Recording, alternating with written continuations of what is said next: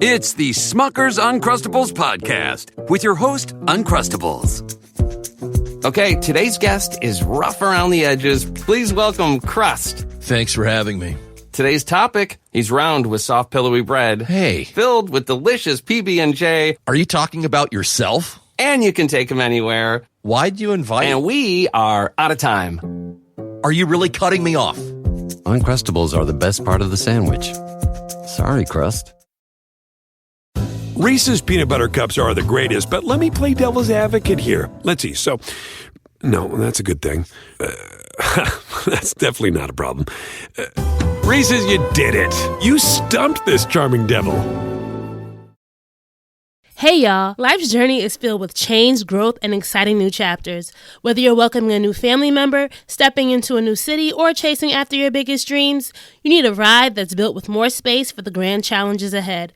The Toyota Grand Highlander is made for those who embrace every twist and turn. With advanced safety features, innovative tech, and a bold, sophisticated design, it's the SUV that adapts with you with room to spare. This spacious beauty seats up to 8, gives you up to 97.5 cubic feet of cargo space, and has a diverse engine lineup, available in gas or hybrid options, including the powerful 362 horsepower Hybrid Max. Plus, available all-wheel drive means you'll have confidence no matter where life takes you. Ready to take on your dreams? The Grand Highlander is more than a vehicle. It's your partner in embracing all life throws at you. From daily routines to unexpected adventures, it's up for every grand challenge. Learn more at toyota.com/Grand Highlander. Toyota, let's go places. Hey,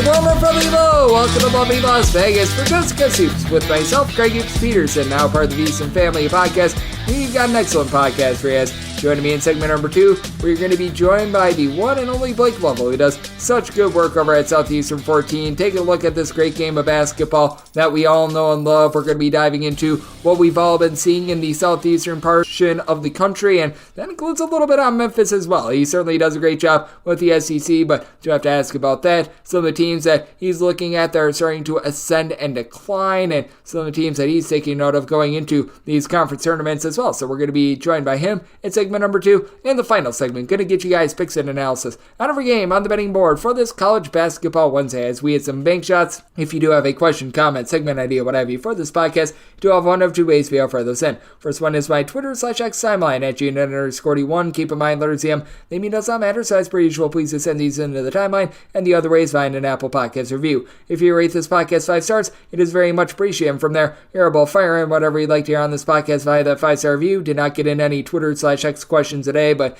had a great day of college basketball on Tuesday. Let's take a look back at it, try to find some trends, and try to get to know these teams a little bit better. Games from yesterday is Greg buzzing about. Here is the rowdy recap. Was a pretty good day of college basketball overall for myself. Unfortunately, the DK Network right pick did not hit, though. I apologize about this one, but there's not a lot you can do when refs just decide, you know what, we're going to turn this into the ref show and award 71 free throws in the Alabama versus Florida game. Florida was able to win, cover, and they just completely line base at Alabama 105-87, with Alabama going 20 of 25 at the free throw line, and Florida 40 of 46 at the free throw line. I can't remember the last time I've seen a team in regulation, not like a 3 or 4 overtime game or something like that, attempt 46 free throws. That was pretty ridiculous. As for Florida, Will Richards, Walter Clayton were able to supply 45 points in this one. For Florida, they go 7 of 19 from three-point range. Alabama only goes 5 of 23 from 3. Mark Sears had 33 points. The rest of the team couldn't really do much of anything, and certainly we'll be talking a little bit more about the SEC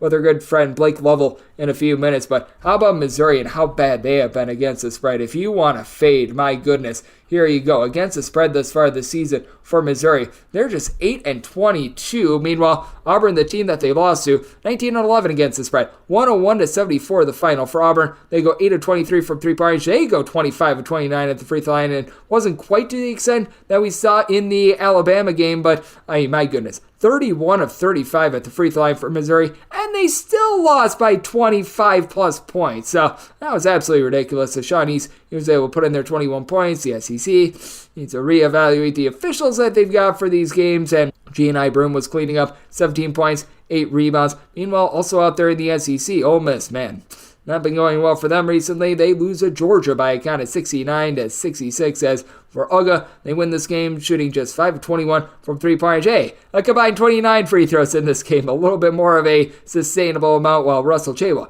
11 points, 10 rebounds as well. If you're looking at more ranked action that we saw on Tuesday, we certainly saw some hoopla and some twists and turns in the Illinois versus Purdue game, but in the end, Purdue, they're able to get the job done. 77-71 the final, just a third under in the last 17 games, by the way, for this Illinois team. They have just not been playing really too much of a morsel of defense at all, but Purdue had Giant of the Year Zach Edey really being able to get it going. He supplies the team with 28 points, 8 rebounds, but when they needed a big shot late, it was Braden Smith that stepped up. Just 13 points in this game, but 6 assists to 3 turnovers. Overall, Purdue, they were able to do a nice job on that turnover battle, winning by a count of 12-8. They win the rebound battle 31-29, and for Illinois, while they did have Marcus Domask go off for 20 points in this one, team went just 4 of 16 from three-point range. Purdue was able to slow this game down, and Purdue now 16-12-2 against the spread. They've been rock solid with that regard, so they were able to get the job done. Also being able to get the job done, UNLV. How about the way that these guys have absolutely surged here late? 62-58 the final. They take down San Diego State, and UNLV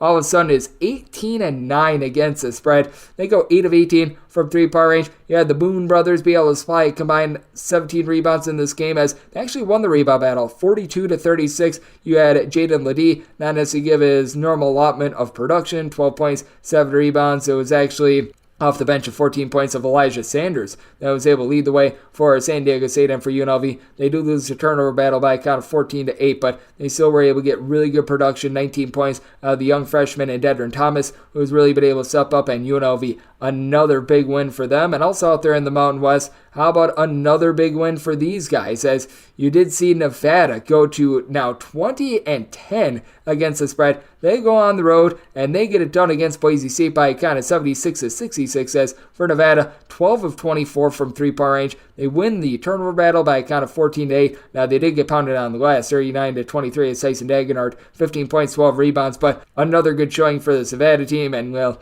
another bad showing for Air Force. They're now 9-20 against the spread, going against a Wyoming team that's now 11-16-1 against the spread. Wyoming, they did a nice job holding down this Air Force team, as there was a point where I believe that there was about 5 minutes gone by in the second half before Air Force was able to get a bucket. Actually, it was more like 6.5 minutes, as Air Force loses this game 74-63, and despite that north of 6 minute drought, you were able to get the over in this game because both teams combined to shoot about 39.5% from three-point range. Notre Dame has been covering a lot of games recently, but not on this day, though I will say for Notre Dame, they continue to be very hot to the under. The total on this one closed right around about 138.5, 139. Notre Dame now 20 unders to just 10 overs, but they get completely cooked by North Carolina. 84-51 the final. For Notre Dame, they shoot 30.5% from the floor. For North Carolina, they were really able to have Armando Bacot be able to have a solid performance in this one. 14 points in just 25 minutes, as they put in a lot of reserves in this one. It was senior night for them, and Harrison Ingram, 11 points, 14 rebounds. So you did have him coming off the bench and so much more, but Cormac Ryan throws in their 14 points. UNC, they're able to just completely bludgeon on the glass. And in terms of the turnover battle, they win that turnover battle 12-6. The rebound battle 47-39. And for Notre Dame, they just weren't able to get anything going with regards to their offense. South Florida just continues to be a machine against the spread. They're not quite Minnesota level with regards to cover rate, but 19-6-3 against the spread. That's the second best cover rate in all of college basketball. They take it to Tulane by a count of 85-72. And for South Florida, 13 of 29 from three-point range for them. Tulane loses the turnover battle 17-8. And for South Florida, off the bench, Chris Youngblood, 29 big points. He goes 3 of 6 from three-point range. While for Tulane, they did go 8 of 20 in their own right. Jalen Forbes, he goes 7 of 11 from 3, so that means that the rest of the team went 1 of 9 from distance, but certainly a nice expose there, and it's been rough for Kansas thus far this season, but they get a nice win and cover over their interstate rival in Kansas State, 90-68 the final. I mean, how big is Kevin McCullough to this team? 19 points, 3 steals, so Hunter Dickinson, 20 rebounds, 5 blocks, and 15 points. That was very nice for the team. And Nick Timberlake, I mean, he has been a disappointment all season. He he brought Sexy back. 4 of 5 from 3, 18 points. Kansas wins the turnover battle 11-6. They win the rebound battle 40-30. So nice throw domination there. And for Dayton, the Flyers, they were flying high in this one. 100-83. They absolutely host St. Louis. And for St. Louis, they have been able to play 62% of their games to the over. Dayton about 60.5% of their games to the over. And for Dayton, they went 18 of 33 from three-point range. They were just absolutely unconscious. Kobe Elvis and Kobe Brea both went 5 of 8 from three-point range with 21 points apiece. Dayron Holmes, 5 points, 13 rebounds at St. Louis. Just an absolutely pathetic defensive team at this point. So that was a lot of fun. And if you're taking a look at some of these conference tournaments, the old Detroit Titans are able to close out the season with a cover, which is more than what we've been able to say for them for much of the season. With the Titans, they do not win this game against UW-Milwaukee, but a heck of an effort. 83-79 the final. This for a Detroit team that all season long they've been lauded as being a team that's been just having a tough time being able to get the job done all around. They closed the season 11-21 against the spread, but hey, they went 9-26 from 3, and UW-Milwaukee just 2 of 19 from 3, but UW-Milwaukee, one of your top over teams in all of college basketball, they cash you another over. IUPUI, they end the season doing what they've done all season long, not covering the spread. They end the year 9-20 against the spread. For Cleveland State, they are able to take this one down by a count of 85-66, as for old Huey Pewey, they allow Cleveland State to go 8 of 20 from three-point range, while they themselves went just 2 of 11 from 3. And for IUPUI, they actually shoot 51% from the floor, but they had 19 turnovers in this game that proved to be very, very costly. So that was not too terrific. And then out there in the Atlantic Sun, we saw ourselves some fun in Frivolity, the 1 seed in Eastern Kentucky. They're out. Their season is done. Jacksonville takes it to them by a count of 67-65, and it's been all over the place for Jacksonville. But ever since Bryce Workman has gotten back in the fold, they've been able to play some solid defense. And this Eastern Kentucky team is a team that has scored at least 75 points in now all but 2 of their games since the turn of the calendar to the new year. And Workman, well, he did go to work, man. 25 points, 12 rebounds. So Jacksonville, they're able to get it done. Lipscomb against the spread this season. They're going to end the year 18-11-1 unless if they go to one of these smaller tournaments. As for Lipscomb, they were trailing all throughout in this game. They clawed their way back against North Alabama, and as a matter of fact, for North Alabama, they got up in this game double figures before you could blink. They were up 14-2. They controlled the lead throughout, and North Alabama goes 13 of 25 from 3. They take down Lipscomb by a count of 77-75, so they're able to survive and advance. Austin P in overtime, they get the job done. They're 16-12-1 against the spread. They take down North Florida by a count of 101-98, and Austin P, they were laying 4.5, so they're unable to get the cover in this one, but they were trailing throughout. You had DeMarcus Sharp, who was out with an injury for darn near a month, be very, very sharp in this one. 35 points, 9 boards, 4 assists. Awesome P has now scored at least 75 points in every one of their games since the beginning of the month of February, and they've all of a sudden become a really good over team after they were playing a bunch of unders to begin the season. And then the Stetson Hatters, they were able to get it done 83-71 for them. And if you're looking at the Patriot League action that we got, how about Holy Cross taking it to Army 84-68? You may recall that Holy Cross was like a bottom 4 seed in the 2016 Patriot League tournament. They were able to run the table. They're going to be looking to do so once again. And for Holy Cross, it has been wholly awful with them against the spread 11-20, but they get it done here. And Navy, they have been a little bit hit or miss against the spread. They take down Loyola Maryland 64-48 on a day where Loyola Maryland shot 27% from the floor. So sometimes you just get completely shot down in some of these games, and that certainly happened there. And then if you're taking a look at little America East action, as you've had some teams of intrigue out there, this Maine team is now 18-12 against the spread. They've been able to cover a bunch of spreads just all season long for you. And for Maine, they do not get Maine against UMass Lowell. They are able to win as underdogs, 71-65 the final. They were about a 4.5-point underdog, and they overcome the fact that they only shoot 20% from three-point range in this one by the fact that they were able to do a nice job of being able to win the turnover battle by a count of 13-11, and also won the rebound battle by a count of 45-43. Peter Filipovsky was able to give the team 27 points, 7 boards. Vermont has been one of your top under teams in all of college basketball. They score another under against New Hampshire. Now, they're unable to cover the spread. They were laying about 9.5 on the road, but in this team, with regards to the under, they have been the best in all of college basketball. 21 unders to just 8 overs thus far this season, 68-64 the final. And they scored the under despite the fact that they shot 50% from three-point range. They went 10-20 from 3, but they committed 15 turnovers along the way. So That was very interesting, to say the least. Your next best team to the under all season long, that has been Duquesne. And Duquesne, they take down VCU by kind of 69-59, 20 unders, 8 overs to just 1 push for Duquesne thus far this season. They go 10-28 from 3-point range, while VCU goes 8-22 from distance. But we'll cash you the under in this one. It combined 25 turnovers, and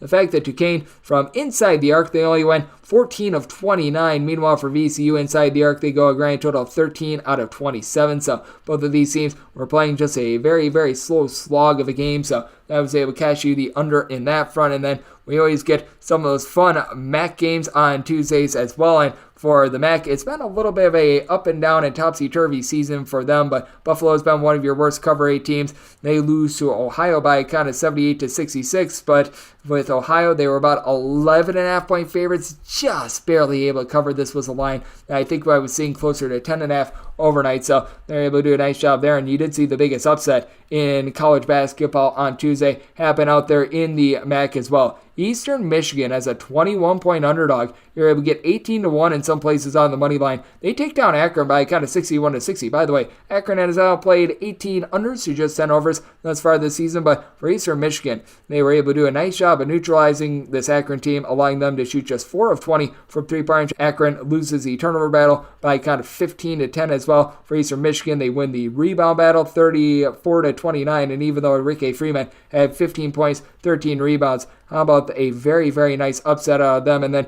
we had a Toledo team that just continues to run roughshod with regards to the overs. They are hitting to the over thus far this season, only about 53.3%, down a little bit from a season ago, but 97-63. They just completely lambaste our poor friends in Miami of Ohio. And your top cover team out there in the MAC has actually been Ball State at 16-12 against the spread. For Ball State, they're able to get the win and cover against Kent State 76-69 as an underdog, but Northern Illinois and Kent State both now 9-19 against the spread. And for Northern Illinois, they lose at home to Central Michigan by kind of 69-63. It has been a rudderless and sad year for them. And if you're taking a look at overall seeing in college basketball right now, it has been the year of the over, and we have been seeing more and more overs as the season has went along. 52.7% is hit rate on overs over the last 7 days, 185 overs to 166 unders. Meanwhile, home underdogs just 46-65-1 against the spread over the last 7 days. Just absolutely putrid with that regard. Meanwhile, if you're looking at the entirety of the college basketball season, I can't remember a year that underdogs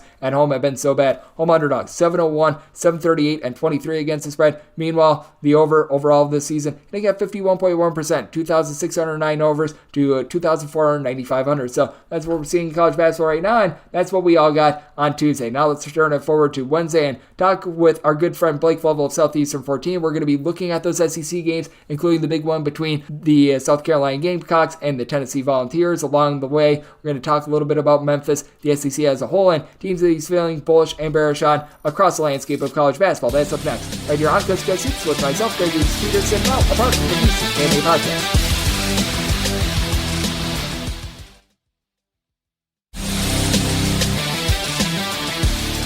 We're back here in lovely Las Vegas for Coast to Coast Hoops with myself, Greg Peterson, now part of the VSiN Family Podcast, and it is always great to be joined by this man, as Blake Lovell. He does such an excellent job taking a look at this great game of college basketball over there at Southeastern 14, and man, has it been a rambunctious year out there in the SEC, but this man not only covers the SEC, but he covers all 362 D1 teams. He absolutely does an amazing job taking a look at this great game that we all know and love. And to be able to follow Blake on Twitter/X, that's at the Blake Lovell altogether. And Blake, it's always a pleasure, my friend. Thank you. Oh, thanks for having me, Greg. Thank you for joining me, Blake. And Blake, my goodness, it has been a wild and crazy year in the SEC. We are doing this ahead of the games that we're seeing for Tuesday, and as we are recording this right now, seeing a total in that Florida versus Alabama game at 177.5. That's absolutely ridiculous. But I mean, what have you just been making on the SEC the last few weeks? Because I feel like we've both been wondering, all right, who's that number one team? But I feel like over the weekend, perhaps that question was answered with the way that Tennessee went into Tuscaloosa and was able to get the job done. Yeah, it does seem like Tennessee is, probably the easy bet to be the best team in the SEC right now. I think still probably hasn't changed all that much.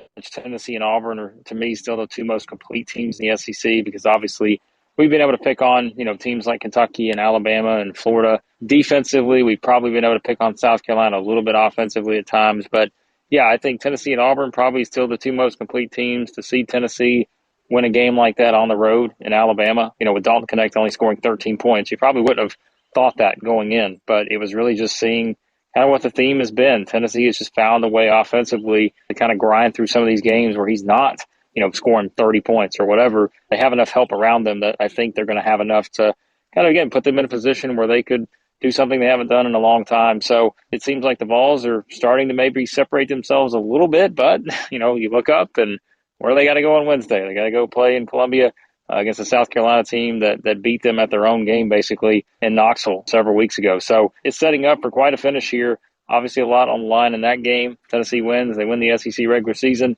South Carolina wins. We go into Saturday final slate with possibly 3 or more teams finishing the share of the SEC regular season title. Yeah, and I mean, who would have thought that right now the team with the fewest losses in the SEC will be 24-5 South Carolina? And I keep talking up this guy, Colin Murray Boyles, what he has been able to do for the South Carolina team. It feels like he really went under the radar because he missed a few games towards the beginning part of the season. I don't know if that was eligibility or injury, but he did miss a few games. And would you say that perhaps he's been one of the more unsung heroes out there in the SEC? Because we all hear about Dalton Connect. We all know about the Tennessee guys, but I feel like nobody's talking about him. And I feel like this has been the reason why South Carolina has been able to find that second win in SEC play. Yeah, Greg, I mean, he was one, and you just said, I didn't know the story on him until probably later in the season, but he had mono, for a while, and they were like, hey, when is this guy going to be able to come back? Because, something like that, you just don't know exactly when a guy will be able to play. But like you mentioned, since he's come on the floor for them and really into SEC play now, I think you could argue he's been one of the best players in the SEC, probably, maybe even a top 15, top 20 type player in the league this year now, based on just what we've seen. And I think it goes back to what we said a minute ago. I mean, South Carolina may not always be the sexiest team to watch. I mean, they're not going to always, score 80-something points every game and all this, but they defend, they play a style that works for them. And I think you've seen, Colin Murray Boyles kind of accept that and be someone who can go out and be the flashy guy sometimes on this team, where you just don't have necessarily a ton of guys that have to be flashy. They just go out and do their job. They've got guys across the board, whether it's Michi Johnson, Talon Cooper, BJ Mack, Miles Studi. You go down the line, everybody just kind of offers a little bit of something different. And I think what Murray Boyles offers is kind of the complete package where he can pretty much do anything they need him to do on the floor. So, yeah, there's no doubt. I mean, if he had played the entire season, he were probably talking about him as certainly a potential SEC Player of the Year type guy, even though, most likely, I guess that's probably going to go to one of the Kentucky guys, I would think. But still, I mean, he has been fantastic, and there's no doubt he's been one of the biggest reasons why South Carolina is sitting here right now with 24 wins in 29 games. Yep, and that is going to be a fun game. What we're going to be getting on Wednesday is Blake Lovell, who does such good work over at Southeastern 14, is showing to be on Coast to Coast Hoops. And I do think that with just the range of teams that we see in this league, it is going to go better for the SEC moving forward as well, because we're just alluding to this game that we're going to be seeing between South Carolina and Tennessee on Wednesday. It's the complete opposite of a game that Tennessee had over the weekend against Alabama. That Alabama game closed with a total of north of 170, and I wouldn't be surprised if this is a total that, because we don't have the totals as we're doing this right now, but I wouldn't doubt if it's right around 135, a full nearly 40 points of difference between what we saw from one game to the other. And I'm not sure what you feel about these teams, these conferences, and how much success they can have in March, but I actually do think that it's a very good thing for the SEC that they do have such a wide range of teams, with a team like South Carolina that plays super slow, defense-oriented, and then you've got a team like Alabama that's looking to run and gun it. Yeah, and I think that's where, Tennessee, to me, has been fascinating because, and again, they're not the only team probably you could say this about, but it's over the years what we said about Tennessee is okay, well, they need to play the type of style that, let's say, a Mississippi State, a South Carolina, A&M at times has felt like that kind of team. Maybe not this year because we know how bad they've been shooting the ball, but we said, they got to play that sort of methodical type style. They need games to be in the 60s, low 70s. But it's you see the way actually Tennessee succeeded this year. They've had a lot of success against the teams that like to get up and down the floor and run and score a lot of points. Look at what they've done against Florida, Kentucky, Alabama twice. They're 4-0. And so I think when you look at it from that standpoint, if you look at it from there for Tennessee, and then as you said, you go into these other teams like Alabama, the style they like to play, the teams they've had success against. Sure, they've struggled against certain type of teams, but everybody's got one of those teams. Everybody's got their kryptonite. And I think when you look at it from that standpoint, there are so many kind of high upside strengths, I think, in the SEC, whether it is the scoring ability of an Alabama, a Kentucky, a Florida, a rebounding ability of a team like Florida. Again, the defensive ability, the physicality of a team like South Carolina. They played their type of style. They're not going to get up and down the floor and all that. Tennessee can kind of play it both ways a little bit if they need to. And so I think that versatility in terms of the styles that all these teams can play, that has to give the SEC more upside than it's had in recent years when you talk about drawing the types of matchups you know that you're going to get in the tournament. You're not always going to get the ones that are going to fit exactly the way you play 100%. So you've got to be able to kind of adapt a little bit. Some of these teams, I think, have started to learn how to adapt to playing those different styles, even if, like we said, there are still going to be obvious matchups you'd prefer. But I think we're starting to see, again, these top-tier teams in the SEC, of course, Auburn's included in that, really figure out, hey, we can play multiple ways here and still find a way to win these kind of games. Absolutely, and I do think that that leads into something very interesting that we're going to be seeing for Wednesday as well. A pair of teams that they don't have as much versatility in the way that they are trying to win games, and both of these teams are looking to solidify footing with regards to the SEC tournament. And for Texas A&M, I don't know if they can afford any more losses if they have any hope at all of getting into the NCAA tournament.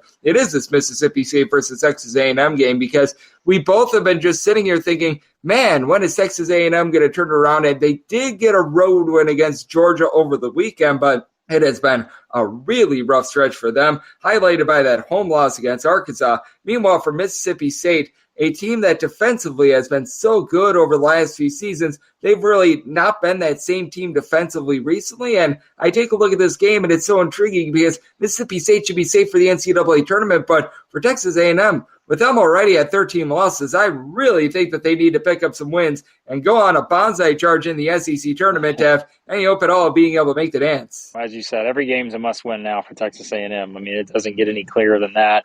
This is the position they put themselves in.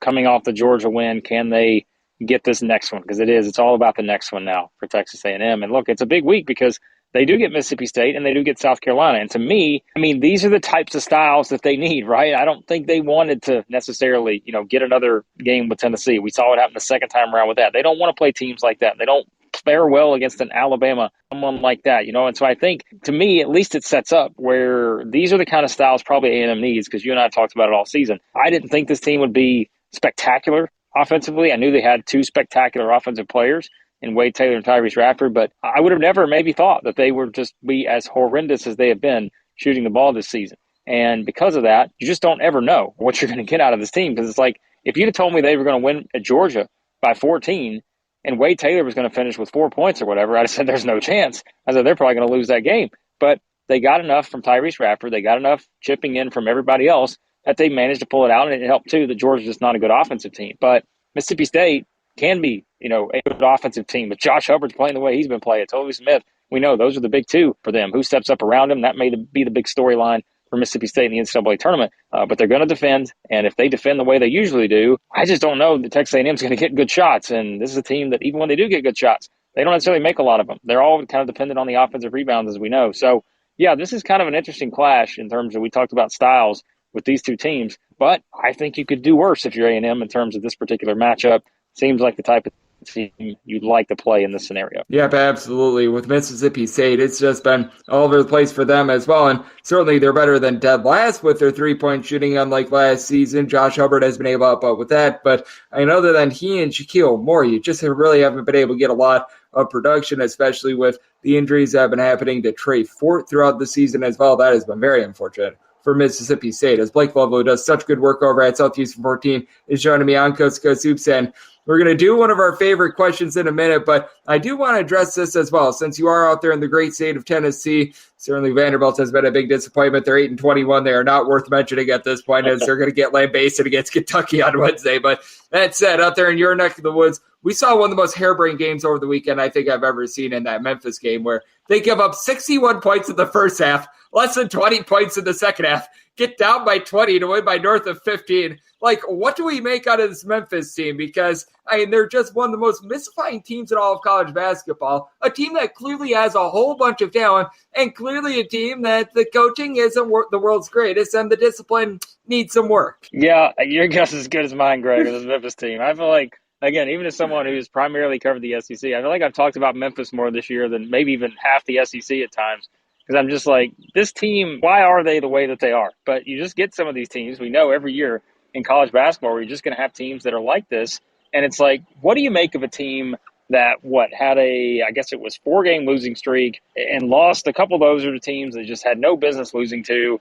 But then they start to bounce back. Okay, they get a great win over Florida Atlantic. Like you said, they're down as much as they were against UAB. They come back and win by 19. They score 106. And they also have a game on the road where they've given up 106 and a 27-point loss or whatever it was at SMU. I have no idea. But the one thing I always say, I feel like this time of year, and you said the key word, is even when you're looking at teams like this and they've made you pull your hair out throughout the season, they have one thing that you need to be able to make a run in March, and that's talent. Like, they have the talent to do it.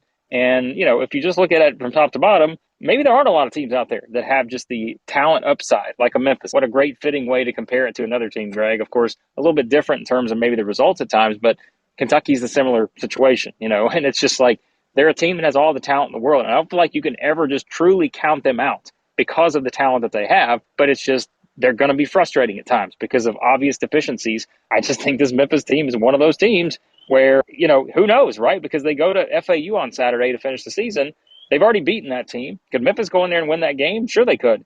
But they could also go in there and get beat by 25. And I don't think none of us would actually be stunned by that. And so that's just kind of the range that I think you have to work with. This particular team, can we say we completely trust them? There's no way. But in the right scenario, could they win multiple games in a tournament setting? Sure they could, just because they've got the talent to do it. Yeah, I mean, man, it has been so wild to look at this Memphis team all season long, and this leads into the question that I always love to ask you because you do such a good job taking a look at the landscape of college basketball outside the SEC. Who's a team or two that is catching your attention that either you're a bit more bullish on or a bit more bearish on based on what we've seen the last few weeks? Yeah, Greg, I mean, as always, there's teams that I enjoy looking at. I think one that I won't necessarily put in the category of these other two teams that I'm going to mention, but I've had my love of the Big West in the past, and I always find it fascinating to see kind of how that conference unfolds year in and year out. I really still I know this team lost that game in San Diego. I guess that was probably, a week and a half ago now, that overtime game. But I've always been high on Russell Turner and UC Irvine. I think they're certainly an interesting team. They've got a big week here where I feel like they should win both these games they got left against Poly and Fullerton, but always fascinated by the Anteaters and the job Russell Turner's done there. But that's been kind of an interesting race this year, of course, with San Diego right there with them near the top. I think they've only got, 14-4. I think Irvine's 15-3. That's always a conference I think is interesting, and I think Russell Turner does a good job there. But the two I'll mention, Greg, Indiana State, we've talked about them before. You just look at, I think, what this team has accomplished this year, and we talked about just kind of the offensive capabilities to be 26-5 now, heading into the tournament and to finish on that 4-game winning streak after they lost a couple games there. I'm just really high on what Josh Church has done this year with that team. I mean, we know the shooting, all those things. And then the other team, the guy we used to talk about all the time, Greg, in the SEC. And my goodness, what has he done now at McNeese State? And that's Will Wade. Again, it's interesting to see what kind of the SEC coaching cast-offs are doing now, where you got Bryce Drew going 26-4 at Grand Canyon.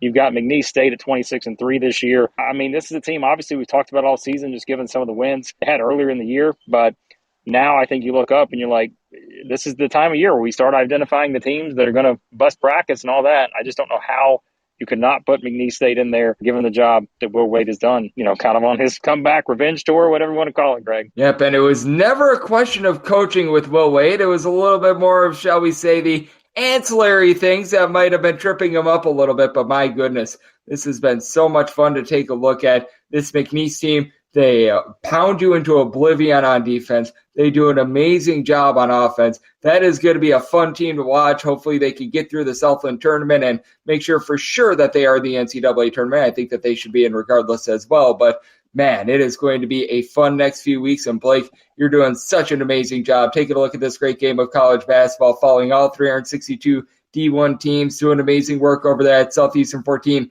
and so much more. So let the good people at home know what's on tap for you and how people are able to follow along on social media and other platforms. Yeah, I always appreciate it, Greg. Like you said, all the SEC stuff, you can find us on YouTube, Southeastern 14 there. And then, everything else college basketball related on Twitter/X at the Blake Lovell. And Blake does such an amazing job taking a look at this tremendous game of college basketball every single time he joins this podcast. He lends such good insights and did so once again today. So big thanks to Blake for joining me on Coast to Coast Soup, part of the VC family podcast. And coming next, it is that time time of the podcast. I give you picks and analysis on every game on the betting board for this College Basketball Wednesday as we hit some bank shots.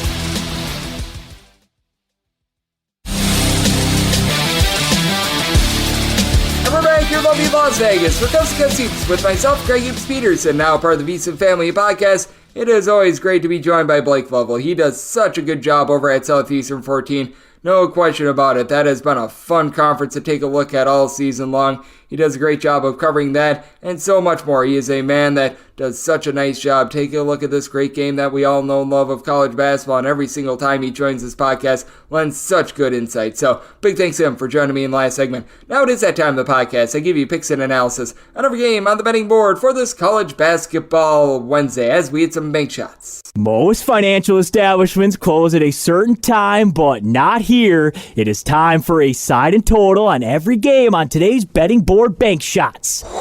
Do note that as per usual, any changes that are made to these plays will be listed up on my Twitter/X feed at Unit_81, and we are going to be going in Las Vegas rotation order. This is where we go with the bigger conference games first, and these are regular season games are up top, and then games involving conference tournaments are going to be at the back. Today, that is the OVC, Ohio Valley Conference. They're going to be at the back after that, and then in the extra games, you get the smaller conferences like the Big South. That conference tournament game between Radford and USC Upstate, that's at the end after you get some Southland action. I believe that we've got the NEC that is going to be in play as well, and those are going to be the games that are going to be at the bottom. So let's get things started with 671, 672 on the betting board. Villanova hits a road face-off against Seton Hall, and Seton Hall does find themselves as a very small favorite of 1 point. Total on this game is 131.5. Set Seton Hall as a 1.5 point favorite. So circumstance where I'm willing to lay the one, wouldn't want to lay much more than that, as Villanova has been in very good form with regards to their defense. Villanova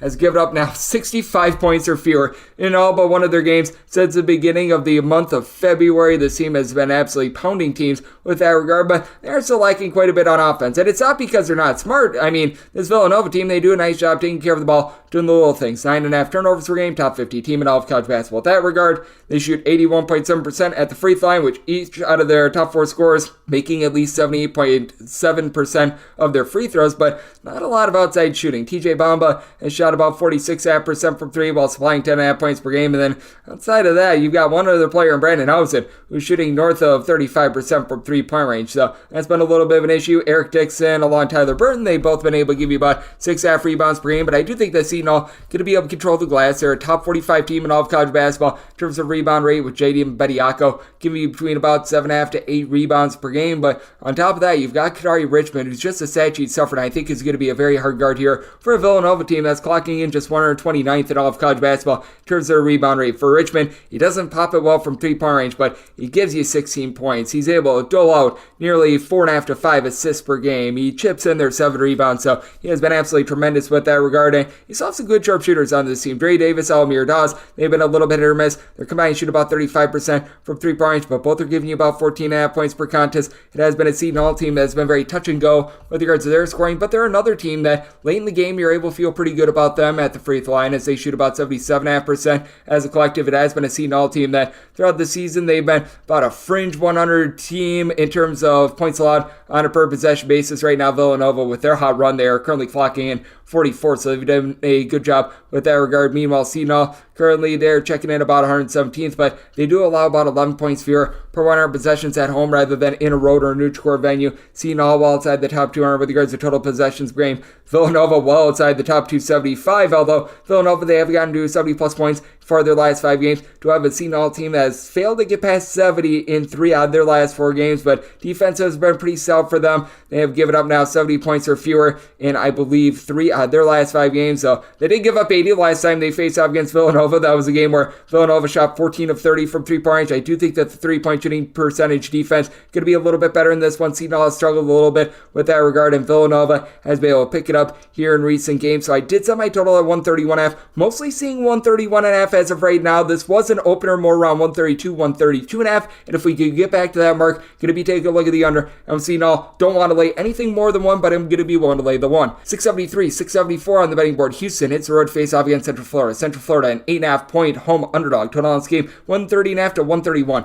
Don't want to go beyond 8.5, but I'm going to be willing to lay it. Said Houston as a 9-point favorite. This Houston bunch is number 1 in all of college basketball in terms of points allowed on a per possession basis. And the Central Florida team is much better at home rather than on the road with their defense. They are giving up 17.2 points fewer per 100 possessions at home rather than on the road. They're actually checking in number 7 in all of college basketball in terms of points allowed on a per possession basis, and Houston does give up well north of 22 points more per 100 possessions away from home rather than at home, but they still lock you down from 3-point range. Even away from home, they allow opponents to shoot 33.5% from 3-point range at home. That does descend to more like 28.3%. This is a Central Florida team that they do a good job on the glass. They're a top 50 team in terms of their rebound rate. Problem is, Houston more of a top 25 team with this regard, with having so many guys that are able to just swarm the glass, the main of them being Juwan Roberts, who's able to give you 7 rebounds per game, Brima Diallo on the flip side for Central Florida. He is able to give you multiple blocks, does a nice job down low with that respect, but just have more depth with this Houston team. Javier Francis has been able to give you about 6 points, 5 boards, block and a half per contest. You've now been able to get a lot out of Joseph Tugler, who's been able to give you a block, 4 rebounds. He's been a guy that when they've needed him has really been able to step up, and just flat out like the backcourt play better for Houston. Between LJ Cryer and Jamal Shed, they're combining for about 20.5 points per game, and Shed, he does such a good job of protecting the ball. He gives out north of 6 assists to 2 turnovers, and he generates north of 2 steals himself, but this guy has really been able to get on a run with his scoring. He has now scored at least 12 points in 6 out of the team's last 7 games. He wasn't scoring a lot towards the beginning part of the season. He's become a little bit more assertive with that regard. LJ Cryer shooting 38% from 3, and the Central Florida unit, they just don't have a lot of outside shooting. Jalen Sellers, while he was at Ball State last year, shot about 44% from 3. That has declined to about 30% from distance this year. Central Florida, as a matter of fact, they shoot 31% from distance. That is well outside the top 250 in all of college basketball. And for Central Florida, I recognize that this is a team that plays really good defense, but they just need more out of their offense. They're 244th in all of college basketball in terms of points scored on a per possession basis, and as much as we talk up this Houston defense, they're 24th in the country in terms of points scored on a per possession basis, and it travels. Even away from home, they're still a top 50 offense. I think that that's going to be enough to be able to get it done in a game where I think that it's going to be sloppy. I think that it's going to be a slog. This Central Florida team is going to do a good job of being able to play some good defense, but I just fear that Central Florida is going to really lose that turnover battle. Houston, a top 50 team in terms of protecting the ball. Central Florida turned the ball over 12.5 times per contest, and even though they're a top 50 team in terms of generating turnovers, I just don't think that they're going to be able to keep up with this Houston team from a scoring perspective, because Houston, I think, is just going to put the handcuffs on them. I set my total at 125, looking at the under, and I'm willing to lay up to 8.5 here with Houston. 675, 676 on the betting board. Richmond plays us to St. Joe's. St. Joe's, they have to not be average Joe's. They are 6-point underdogs with your total 145.5, and I made St. Joe's an underdog of 5 points. I'm going to be willing to take these points with Richmond. The one thing that they don't do very well is at the glass. They are well outside the top 250 in terms of their rebound rate. Now, I will say this for Richmond. They do have 2 guys that do a nice job of being able to hit the glass. Neil Quinn, he's got all sorts of versatility. He's a 7-footer that's able to give you 3 assists, throws in their 6 boards, double-figure amount of points. And then Isaac Bigelow, he's been able to give you 12-plus points per contest. But I do think that St. Joe's, a team that is in that top 175 in terms of their rebound rate, they are going to be able to control things on the glass. I really like what I've been seeing out of a guy that has stepped up a little bit this season in Rasheer Fleming. 10.5 points, 7 boards, gives you a block and a half per contest. He's able to pop a few threes for a St. Joe's team that has a very dominant scorer in Eric Reynolds, who gives you 16.5 points. He shoots nearly 40% from 3-point range. For St. Joe's, in a late game fouling situation, each have your top 3 scorers shoot at least 77.5% of the free throw line. Now, they go up against a Richmond team that just absolutely blocks you down from 3-point range. This Richmond 3-point shooting defense is a top 45 unit in all of college basketball, allowing opponents to shoot 28.3% from 3-point range. And for St. Joe's, going into February, this was actually a top 75 defense. Really did slide away from them based on the schedule and based on a few different elements. St. Joe's now, in terms of opponents' 3-point shooting percentage, has declined all the way to 211th, and now they do have to go up against the King and Jordan King, who's been one of the better mid-major scorers in all of college basketball. 19.5 points. He is shooting from 3-point range in that pocket about 40 or so percent. He has been absolutely tremendous.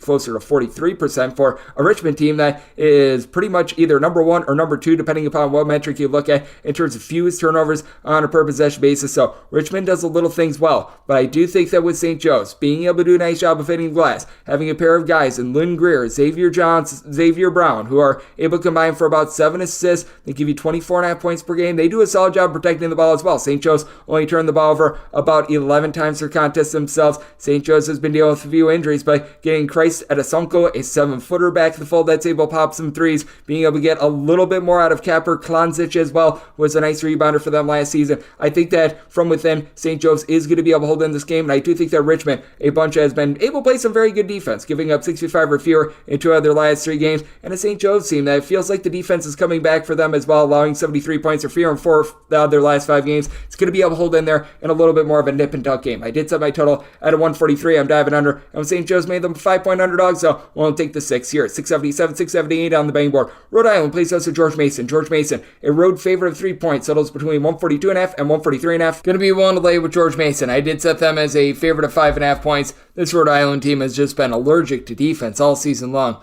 They've grown into being a little bit more of a mid-tempo team, but my goodness, they are well outside the top 275 in terms of points allowed on a per possession basis. Going up against the George Mason team has been very good with their interior defense, a top 25 team in opponents' 2-point shooting percentage, and for George Mason, big bugaboo for them has been their turnovers. They're a bottom 50 team in terms of total possessions per game. They turn the ball over 12.2 times per game. Rhode Island, meanwhile, they're well outside the top 310 in terms of turnovers forced on a per possession basis. They've been able to get a little bit more since David Green has been in the fold, shooting 47.5% from 3. He's logging for the team 14.5 points, 4 boards per contest, and Rhode Island is actually a pretty solid rebound rate team. You've had David Fuchs chip in there about 6.5 rebounds per game, and for Rhode Island, overall, they do shoot about 36% from 3, but they don't do the little things. I was mentioning the fact that they don't generate turnovers. They themselves turn the ball over 12.5 times per game. They shoot as a collective 64.8% the free throw line, and their top 5 scorers, none of them shoot above 71.2% at the free throw line. That's a massive red flag going up against the George Mason team that has Keyshawn Hall, a dominator down low, 17 points, 8.5 rebounds per game. Even though Rhode Island is a good rebound rate team, this George Mason team, they're a top 45 team with their rebound rate as well, and it's a Rhode Island bunch has been getting just completely cooked from 3-point range all season long. Not that George Mason is some sort of a just total flamethrower from 3, though you do have Amari Kelly, who's been able to shoot 43% from 3, 12 points, 6 boards per contest, but for George Mason, they certainly have this team outgunned there as well, even though George Mason is just 271st in the country in terms of opponent's 3-point shooting percentage. Rhode Island is 325th. That's still 35.8% from distance when they're at home. You've got guys like Woody Newton that have been able to chip in there some nice production as well. George Mason has more depth. They just are the team in general. I think is going to be able to win that battle down low. And for George Mason, even though the offense has very much been sputtering recently, 71 points or fewer in each of their last 4 games, defense has been there. They've given up 67 points or fewer for their last 5 games, going up against a Rhode Island team that's now given up at least 84 in each of their last 4 games. So good old situation of something's got to give. I did set my total at 143.5. Here at the 143, I'm looking at the over. I think that George Mason is going to carve up a Rhode Island team that has been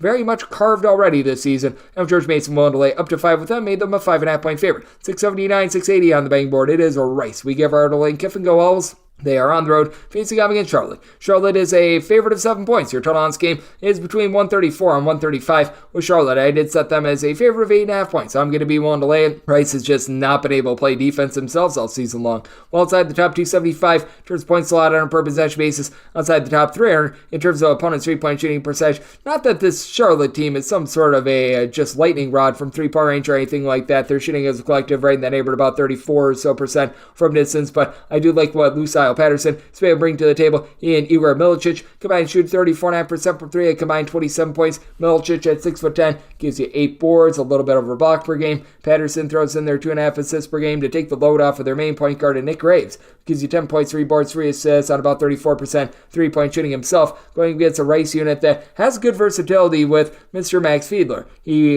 gives you 9 boards, he's staying 6'11", 9.5 points, and 5 assists per game. I mean, he's a top 50 player in all of college basketball in terms of assists per game at 6'11". You just don't find that very often, but for Rice, they just have not been able to get it going from the outside. They shoot as a collective 33.5% from 3. Travis Evie, Makai Mason, they've been a little bit better with their outside shooting in recent weeks, but still, for the season, they're combined shoot about 33.5% from 3-point range. Evie and Mason combined for about 30 points per contest. They throw in their 5 assists, but you don't have a lot of depth with this team. Anthony Selden has only been able to give you 5.5 points per game since transferring in from the Big South. He's become an afterthought. Played a whopping 5 minutes in that game against Wichita State. Elm Husinovich, you were expecting him to give you good production, and has shot 40% from 3, but he's had a combined 1 point in the last 2 games in 39 minutes. You're just getting nothing out of anyone outside of those main 2. Meanwhile, with Charlotte, you've got much more depth with this team. Even someone like a Robert Braswell is able to step up, give you a little bit of production, has been dealing with a little bit of ailments throughout the season, but now he's back in the fold. I do think that Charlotte should be able to manhandle this game, and it's a Charlotte bunch that is well outside the top 300 with regards to total possessions per game, but with the way that Rice is just giving up points upon points for this Rice team,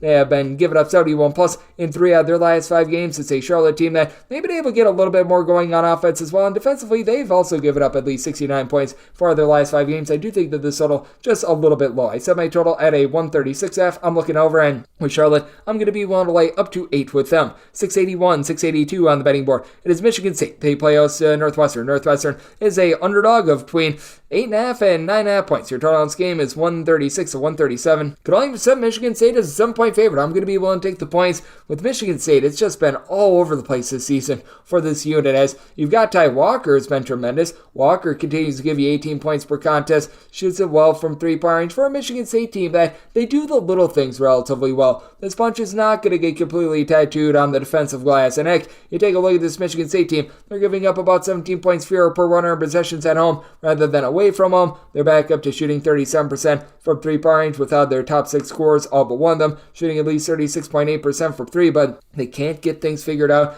with regards to Maddie Sissoko, who's been able to give you 3.5 points, 5.5 boards. The rotation between him and Xavier Booker has been very interesting to say the least, as Booker, when he's been out there, it feels like has been relatively productive. He's a 6'11" freshman that shoots 37% from 3, and I feel like good things happen when he's on the floor, and with Sissoko out there, not so much. Meanwhile, you do have still AJ Hogard being able to supply 5 assists per game, but for Northwestern, despite the fact that they have been dealing with a bunch of injuries, Ty Barry is out for the remainder of the season. We haven't seen Ryan Langborn in the last few games. I think that he's going to be out for this game as well, so that leaves them with 2 guys who are averaging double figures in Boo Buie along with Brooks Barnizer for a team that was already right around about 250th in terms of their rebound rate, but still, they're finding a way to persevere, get the job done. Boo Buie, one of the best guards that you're going to find in the Big Ten, 5.5 assists, shoots 43% from 3. It is a Northwestern team that they do get carved up from distance. They're allowing opponents to shoot well north of 35% from 3-point range. Northwestern, in terms of their opponent's 3-point shooting percentage, they are checking in well outside the top 300 with that regard, but still, they've been able to find a way to not turn the ball over themselves. They're a top 20 team with regards to turnovers on a per possession basis.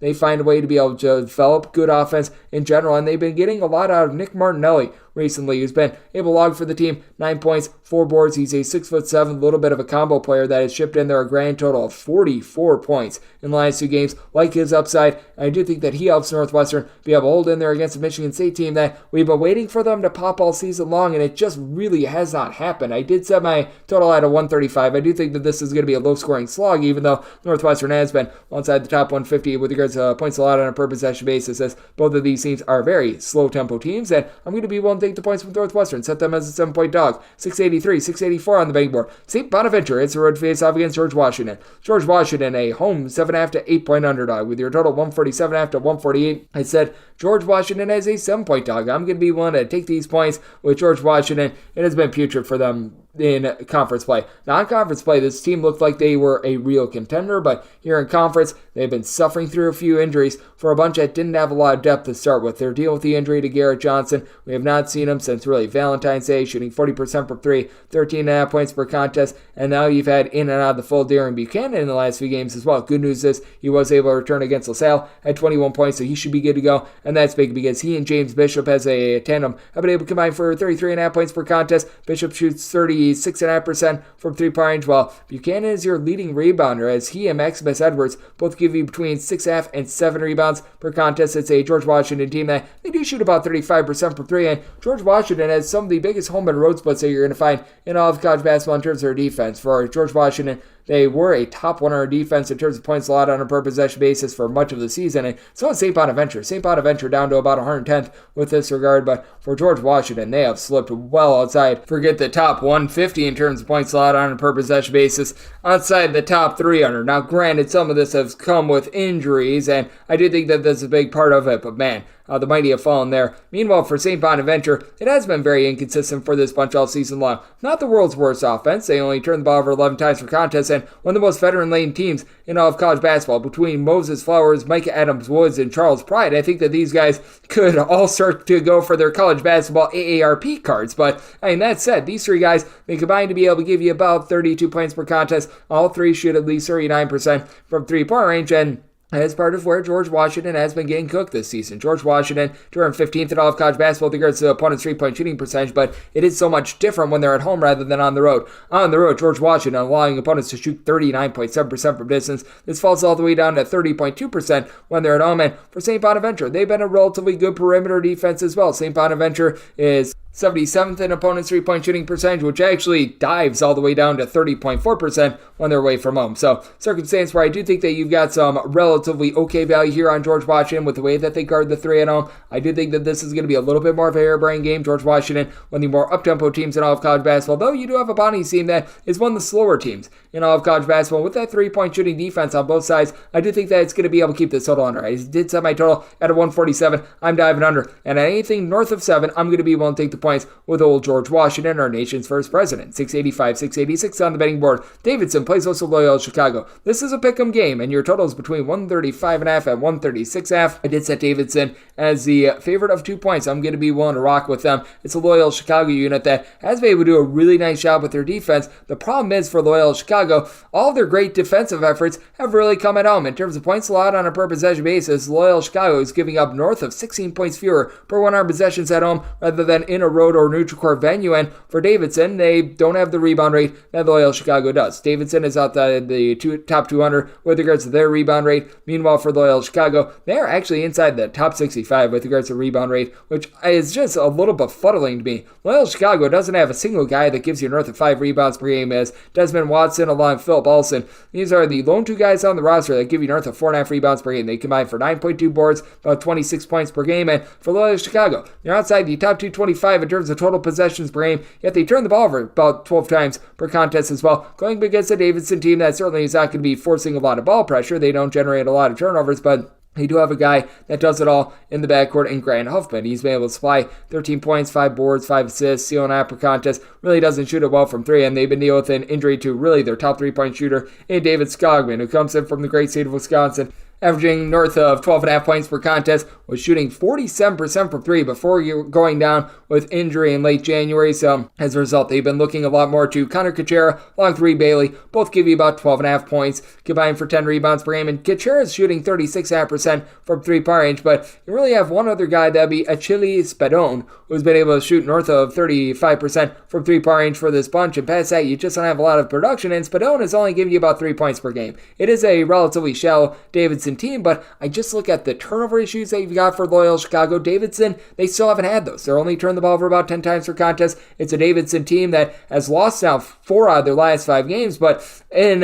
3 of those 4 losses, they came by 3 points or fewer, one of which was overtime on the road against St. Bonaventure. Another one was on the road against Richmond. Really, their lone blowout loss was on the road against Dayton. No shame there. And this Loyola Chicago team, with them being inconsistent home to road, I do think that Davidson busts through, gets the job done here. I like Davidson on this pick'em line. I do think that this comes down to late game following, and while Loyola Chicago is not the same team defensively when they are on the road rather than at home, I do think that the 136 half that I'm seeing has gotten up a little bit too high. I did set my total 136. Personally, I would rather have a 136 half under rather than a 135 and a half over, just because this is going to be a low tempo game. So learn at the under and Davidson on this pick'em line. 687, 688 on the betting board. LSU is on the road facing up against Arkansas. Arkansas, a 3.5 to a 4-point favorite with your total 156. Yeah, I'm not going to be able to do it with Arkansas. I thought that setting them as a 2-point favorite was being very generous with the way that this team has been all sorts of dysfunctional and sad. I'm going to be taking a look at the points with LSU. I did set LSU as an underdog of 2 points with this LSU unit. Certainly, they've got a lot to be just sorted out in general. They're outside the top 125 in terms of their rebound rebound rate. They've been turning the ball over about 13 times per contest, and I know that they've been dealing with Jalen Cook being in and out of the fold due to injury. We haven't seen him since Valentine's Day. It looks like he's going to be out once again, but in my opinion, they've got the best takeover player in this game in Jordan Wright. And while he's not the same scorer that you're going to find out of Tremont Mark on the flip side, who's been able to give this Arkansas team 17.5 points per contest, shoots in the high 30s from three-point range, just been Mr. Wright doing everything and doing right for this LSU team. Right around 15 points, 5 boards, 2.5 assists, generates about 2 steals per contest, and that's a big thing for LSU. In terms of turnovers forced on a per possession basis, this is a top 65 team in all of college basketball to help offset a lot of the turnovers that they do have, and outside of Mr. Wright, among your next top 4 scorers that are going to be in this game, you've got all of them shooting at least 36% from three-point range. Going up against an Arkansas unit that, other than Trayvon Brazil, has been dealing with injury, should be good to go in this one. Don't have anyone that gives you north of 5 boards per contest, while being a perimeter defense that allows opponents to shoot 34.5% for 3. That is 223rd in all of college basketball. LSU, they're more around 155th. This does balloon up to 34.8% for three-point range away from home, and with Arkansas, you got guys that are able to get it going, like K-Leaf Battle is a good knockdown scorer. He had 30-plus points in a game about a week or so ago. He's logging 13.5 points, shooting 37.5% from three-point range, while Mark shoots more around 39% from distance. But with Brazil being the only guy that gives you north of 4.5 rebounds per game, and the team's still not having a main facilitator. Devo Davis with 2.2 assists per game leads the charge for a team that is really up-tempo. It's just befuddling right now. You've gotten a little bit more down low out of Mekhi Mitchell, who's now been able to give you 4.5 rebounds per game, but it just sort of comes and goes. He had that 13-rebound game against Texas A&M, and he's had a combined 13 rebounds in the previous 3 games combined. So this Arkansas team, it just feels like they're a bunch of misfit toys at this point. I do think that the just home arena in general at Bud Walton Arena is going to power them to victory, and to the credit of Arkansas, they've gotten to at least 78 points each of their last 4 games. Meanwhile, you've got an LSU team that has given up fewer than 67 points in 3 of their last 5 games, fewer than 74 in 4 out of their last 5, so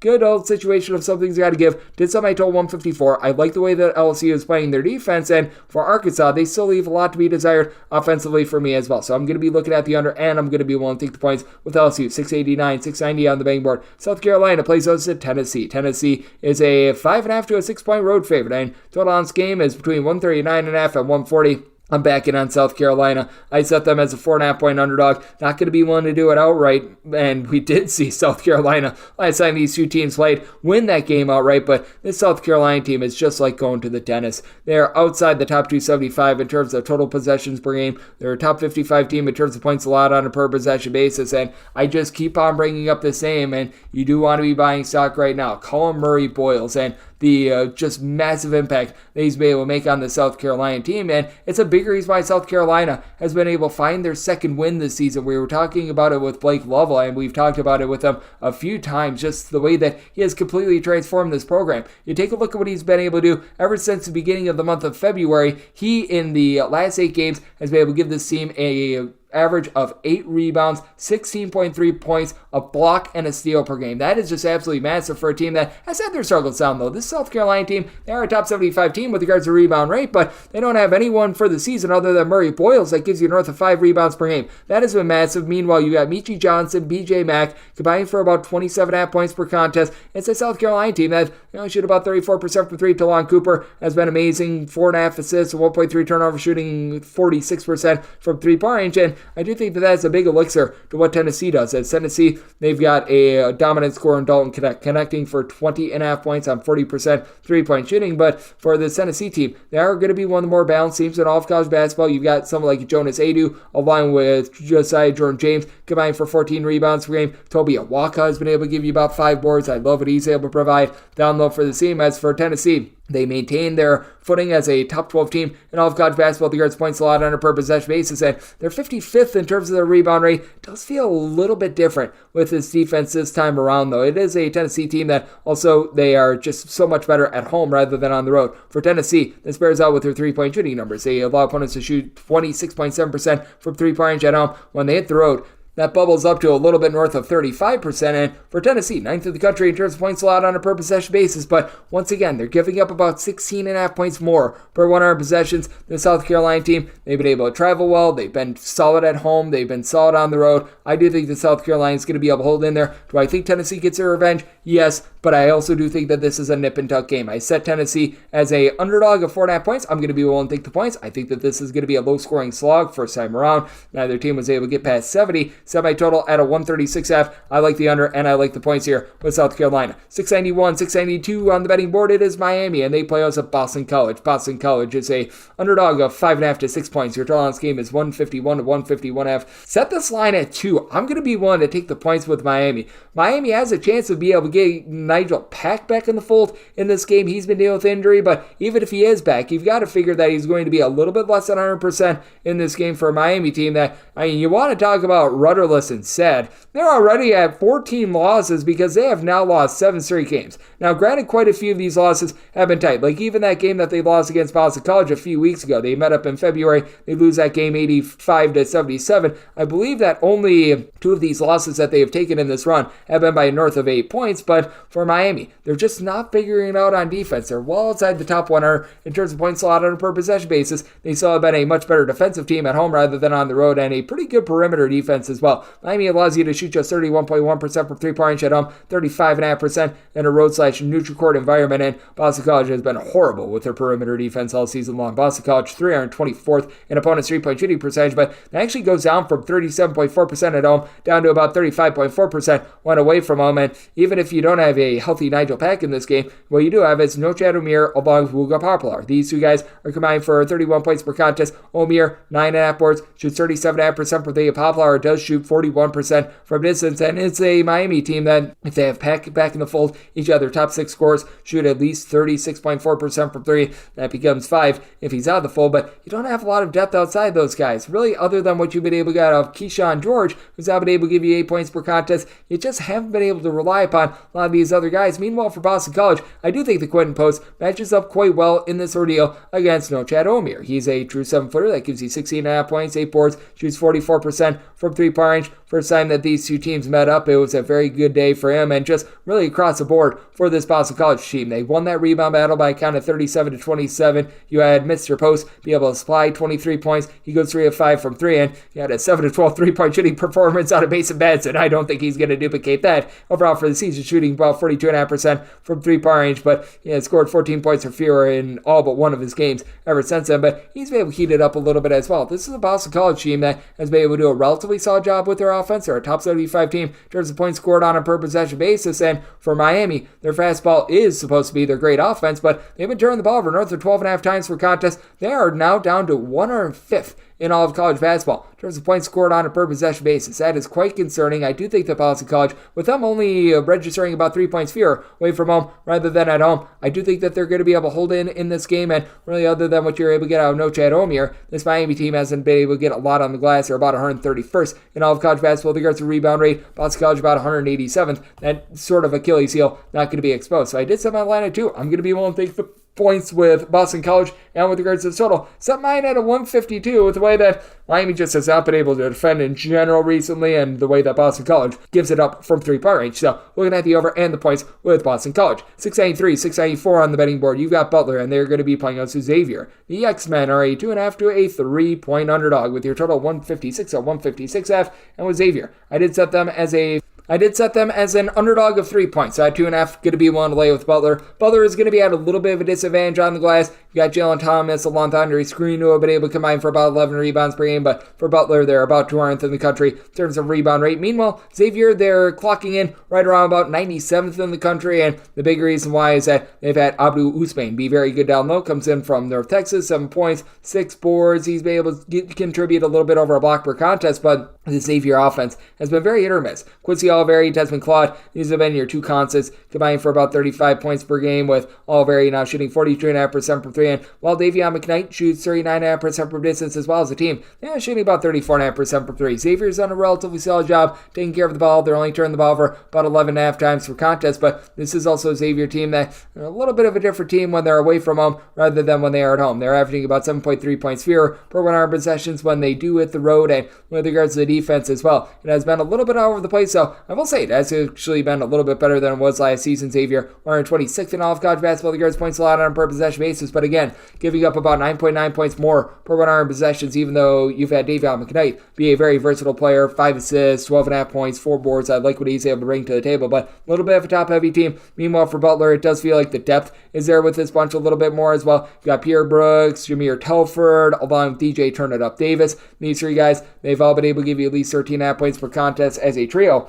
They've been able to supply you with about 42 points per contest. Between the three of them, they're giving out about 7 assists per contest, and Brooks, he's able to shoot about 41% from three-point range, while Davis and Telford both shoot north of 85% the free throw line, both combined to shoot about 34.5% from three-point range. You've been able to get a little bit more recently out of Finley Bijak. He has been absolutely incredible in stretches, only able to shoot about 30% from three-point range overall this season, but it does feel like he gets going a little bit more at home, where he's been averaging more like 5 points per contest. It really does come and go with him, but you're able to get a little bit of versatility and a little bit of production there. This is a Butler unit that is also outside the top 100 with regards points allowed on a per possession basis, but a much better defense when they're at home rather than on the road. And overall, they've been about 104th in the country with regards to opponents' three-point shooting percentage. Are actually allowing opponents to shoot better from three-point range when they're at home rather than on the road. This is despite the fact that they're giving up 9.5 points per 100 possessions fewer when they are at home rather than when they're away from home. But I do think that for Butler, they're going to be able to do a relatively solid job down low against the Xavier team that has been very hit or miss in terms of their offense and a little bit top-heavy in general. I did set my line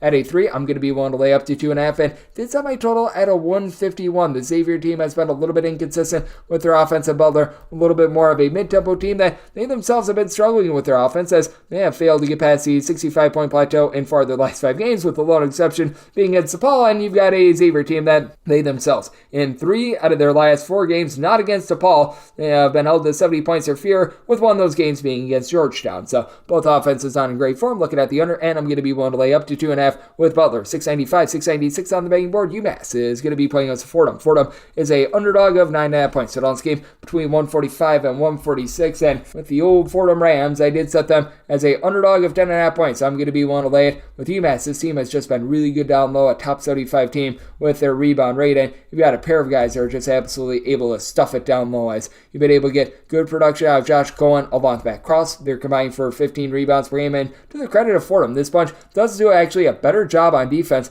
when they're away from home rather than when they are at home. Fordham overall in terms of points allowed on a per possession basis this year, 123rd, but they're giving up 1.4 points fewer per 100 possessions when they're away from home rather than when they are at home. And even though Abdul Sambilia has been slipping up a little bit with his production, down to about 6 rebounds per game, still giving you north of a block and a half per contest. This is for a Fordham team that is checking in about 146th in the country in terms of their rebound rate. They certainly have been having a little bit of a fall off with that regard, and I do think that it's going to be tough going up against this UMass dynamic duo. Now, if UMass does leave something to be desired, it's around the perimeter. They don't do a bad job of taking care of the ball at all with their up-tempo style inside the top 125 in terms of total possessions per game, 11 turnovers per game, perfectly acceptable, but they only do shoot about 31.5% from three-point range. Rasul Diggins has been able to give you a double-figure amount of points. He shoots in the mid-30s from three-point range, and typically that's the kryptonite for UMass, but we've got a Fordham team that's been even worse with their offense. Fordham, well outside the top 225 in terms of points scored on a per-possession basis, only shooting as a collective 32% from 3. They've been able to get a little bit more out of Kyle Rose, who he, along with Yafat Metter, have been able to combine for about 21 points per contest, and Rose is now shooting 41% from 3 after he put out an expose the last 3 games and combined 70 points in the last 3 contests, so he's been able to get hot there. But past these 2 guys, you don't have a single guy that gives you double figures, despite Fordham being in the top 75 in terms of total possessions per game. Fordham does do a nice job being a top 50 team with regards to turnovers forced on a per possession basis, but just simply not knocking down shots. They shoot 40.8% from the floor, 66.5% at the free throw line. While this UMass team, they only do shoot about 70% of the charity stripe themselves, but they're able to match those turnovers. They've got a little bit more by way of their backcourt with having someone like Jalen Curry, who's able to give you about 7.5, 8 points per contest. Does a good job locking down on defense. I do think that UMass finds a way to be able to pull this out and cover the number. I did set my line at a 10.5. I'm willing to lay it with UMass, and did set my total 148.5. This Fordham team has been steadily slipping up with their defense, and both of these teams inside the top 125 in terms of total possessions per game. So, loan over and looking to lay it with UMass. 697, 698 on the betting board. SMU is going to be playing against East Carolina. East Carolina is a 12 to a 12.5 point underdog with your total 141.5. I said East Carolina is an underdog of 10.5 points. So I'm going to be willing to take them with SMU. This bunch just has not been good with their defense recently. I don't think that they have allowed fewer than 70 points in a game since January. This despite the fact that SMU is a top 35 team in the country in terms of points allowed on a per possession basis. And for East Carolina, what was a very good defense, has really had a tough time the last 2 games, giving up 84 to North Texas and 82 to Memphis. But other than that, this team has been relatively hiccup-free. Prior to that, they had given up 70 points or fewer in 4 straight games. And for East Carolina, I do think that they're going to do a nice job down low with Brandon Johnson, supplying 14 points, 8.5 boards. It's a unit that as a whole only shoots about 30.6% from 3, but Johnson, RJ Felton, Azar Uzar, the top 3 scorers for the team, all do shoot between 34.8 and 35.7% from distance. Azar has been able to give you 11.5 points per contest, while RJ Felton has been your main guy. 2 steals, 16.5 points, 6.5 rebounds per game. And East Carolina is one of the best teams in all of college basketball being able to take the ball away. They're going up against an SMU team that has been turning the ball over about 12 times per contest, while you do like the fact that Zariq Phelps gives you about 13.5 points, 4 boards, and doesn't do a bad job in terms of both facilitating and being able to take care of the ball. He only shoots about 25% from 3, and out of your top 5 scorers, Chuck Harris, who's been able to give you 13 points on a little bit north of 40% three-point shooting, is the only guy that shoots above 26% from 3, and now they go up against an East Carolina team that's 49th in all of college basketball. In terms of turnovers forced on a per possession basis, this SMU team has been pretty solid as well. In terms of being able to generate turnovers, 89th in the country with that regard, but for SMU, even though they've done a really nice job being able to lock teams down from 3-point range, they're a top 35 team with regards to opponents' 3-point shooting percentage. They actually allow opponents to shoot 32.5% for 3-point range at home. That falls at 29.3% away from home. I do think that's going to be a little bit tough for them, especially trying to generate turnovers with Bobby Pettiford for the East Carolina team, giving you 8 points, 3.5 assists per game. It's an SMU team that certainly is going to have the leg up down low. They've been a top 55 team with regards to their rebound rate, and for East Carolina, other than Johnson, just don't have a lot down low. They're about 197th, but I don't like this current form of SMU. I do think that East Carolina finds a way to be able to hold in there with their very slow and grimy style. They're outside the top 275 with regards to total possessions per game. So did set my total 136.5. I think SMU gets back online with defense, but I do think that East Carolina also gets back online with their defense. So I'm going to be looking at the under and the points with East Carolina. 699, 700 on the betting board. It is North Texas, 8 playoffs to Florida Atlantic. Florida Atlantic, a 1.5 to a 2-point road favorite. Your totals between 136.5 and 137. Did set my total 135.5. I'm looking at the under. North Texas continues to be a bottom 25 team with regards to total possessions per game, though I will say, for North Texas at home, they're shooting north of 40% from 3-point range, a top 10 team in all of college basketball with that regard, but I do think the Florida Atlantic steps up a little bit more with that perimeter defense, and I think it'll be just enough for them to be able to get the job done. I did set Florida Atlantic as a 2.5-point favorite, so want to lay up to a deuce here with North Texas. You've got a very dynamic scorer in Jason Edwards, who's supplying 18.5 points, shooting 36.5% from 3-point range, and for the North Texas team, out of their top 5 scorers, all but one of them is able to shoot north of 36.5% from 3. That lone exception is Mr. CJ Nolan, who's been able to supply the team with about 10 points per contest, was a bit banged up towards the beginning part of the season, has come back, has been relatively productive, but I think the big key for Florida Atlantic being able to do a solid job down low, because you've got a lot of guys like an Aaron Scott, Robert Allen, these two guys, they've been able to combine for about 13 rebounds per game. I like Mule Sissoko, what he's able to bring to the table. Not a scorer at all. He only gives you about 3.5 points per contest, but does a nice job. Chip in there, 4.5 rebounds per game. You may recall in the last 3 games of the NIT last year, he had a combined 30 rebounds in those 3 games. And for North Texas, in terms of their rebound rate, they've been a good team all season long on the glass, as they are checking in with regards to rebound rate about 105th. But you do have a Florida Atlantic team that I do think the Vladislav Golden is just going to blow them away a little bit too much. For Florida Atlantic, they're more around 57th in the country with regards to rebound rate. And Golden, he has been Golden. 15 points, 6.5 boards, chips in there, a block and a half per contest. When you need someone like a John Carlos Rosado to be able to step in, he's been able to do a nice job with about 3.5 rebounds. Very much a defense-oriented guy, with Florida Atlantic also being able to feature John L. Davis, who I do think is the best scorer in this game, and he's also been able to do a nice job of hitting the glass. As a matter of fact, he and Elijah Martin, they both are able to combine for 12.4 rebounds per contest. Martin has been able to give you 13.5 points per game, and Davis, he's been that bucket getter, shooting 43% from 3-point range, 18 points per game for a Florida Atlantic team that's only turned the ball over 11 times per contest. Florida Atlantic not necessarily playing super up-tempo. They're more of a mid-tempo team, but they just find a way to be able to give you production time and time again with regards to their offense. So I will say, their defense has now given up at least 70 points each out of their last 4 games. First time these two teams met up, you have to go back to January in that one. You did see Florida Atlantic get the job done in a 66-63 nip and tuck game, and that was with North Texas shooting 8 of 20 from 3-point range. So I just flat out don't think that you get enough possessions for an over in this spot. I do think that Florida Atlantic just having a little bit more down low, that's going to be the difference. I did set Florida Atlantic as a 2.5-point favorite. I'm going to be willing to lay up to 2 and going to be be looking at the under. 7-1, 7-2 on the betting board. BYU hits their face-off against Iowa State. Iowa State is a favorite of 7 points for your total on this game. It's anywhere between 146.5 and 147. And with BYU, I did set them as an underdog of 7 points. So we're going to be waiting on a little bit of line movement. This was an opener of 6.5, and if we could get back to it 6.5, I'd be willing to lay the number as Iowa State. They continue to be a top 3 team in terms of points allowed on a per possession basis, and while they got punked the first time around when they played against BYU, now the shoe's on the other foot in terms of travel. Having to go from the great state of Utah on over to Iowa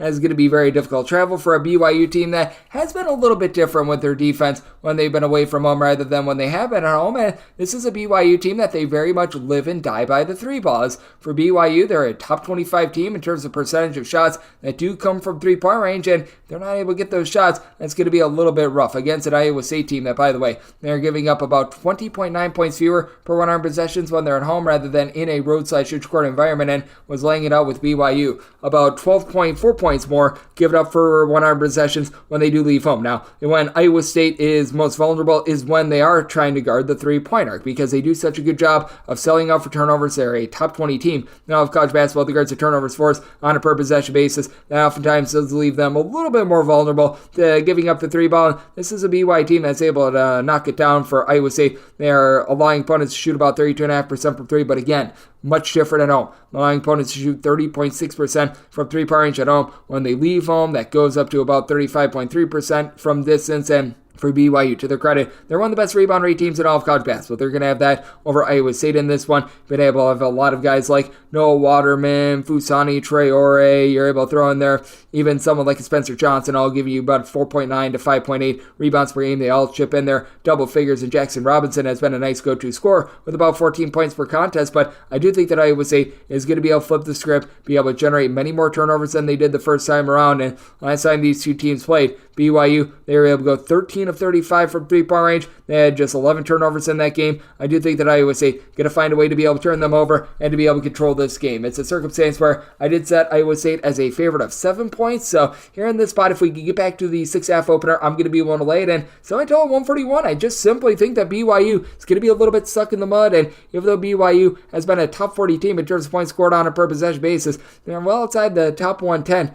In terms of total possessions per game, going up against an Iowa State team that has now allowed 64 points or fewer in each of their last 3 games, they have been a juggernaut with this regard. So looking at the under, and I'm going to be willing to lay up to 6.5 with Iowa State. 7-3, 7-4 on the betting board. It is Marquette, and they are going to be playing us UConn. UConn is a 4.5 to a 5-point road favorite, and total, you're going to be finding that between 151 and 151.5, and I did set my line at a 4. Had Tyler Kolek played in this game, I'd be looking at Marquette outright on the money line. I mean, I really thought that if we got Tyler Kolek in this game, this would be a prime upset spot. We are not going to be getting Tyler Kolek in this game, but looking at how Marquette was able to fare without him in that game against Creighton, if you read the final score of 89 to 75, you'd think that they did relatively badly, but they were right in that game with about 4 or so minutes remaining. As a matter of fact, that was a differential of about 2 points with like 4 or so minutes remaining. It was 69 to 67, and then things just went downhill from there, but you still have Cam Jones in the fold. He's been able to give this team north of 12 points per contest. He's been able to fire it in there at about a 40% clip from 3-point range. David Joplin figures to see more minutes. He had 21 in the absence of Tyler Kolek, and now you're going to need to trust in the hands of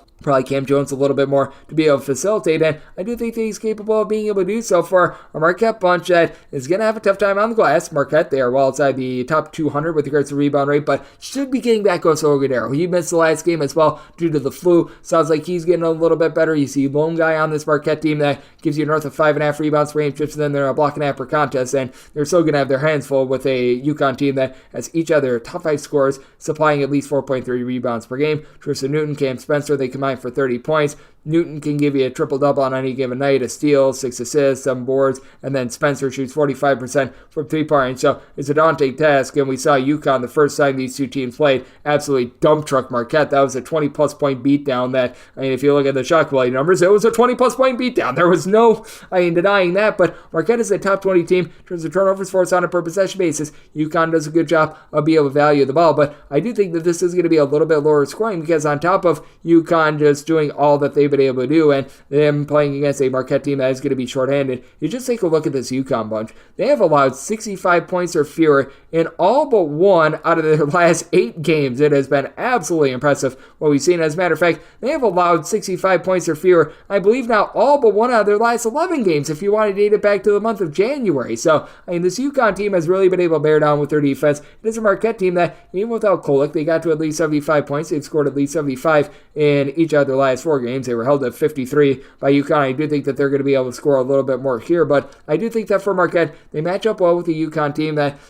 they have not been able to win a game against a ranked team on the road in, I believe, 10 years, because they count that Gonzaga game as a neutral court game and everything like that. I do think that the way that they give out those monikers is a little bit ridiculous, but I do think that UConn gets the job done outright. But I think that this is closer than a lot of people expect. I did set my line at a 4. I'm going to be willing to take the points, and I did set my total at 148. I'm also looking at this total under 7-5, 7-6 on the betting board. TCU, it's a road face-off against West Virginia, and West Virginia is a underdog of 5 to 5.5 points. Total on this game is 152 to 152.5. I did set TCU as a 5.5 point favorite. Willing to lay 5 and not a half a point more with TCU. It's been a case where this team has still been relatively solid on defense, top 45 team in terms of points allowed on a per possession basis, and I do think that they're going to be able to manhandle West Virginia down low. West Virginia now has their main big man in Jesse Edwards back in the fold, who's been able to supply the team with multiple blocks. He's done a nice job being a double-double machine with 14 points, 8 boards per contest, but they're still well outside the top 175 with regards to the rebound rate. And for West Virginia, the offense has been a little bit more efficient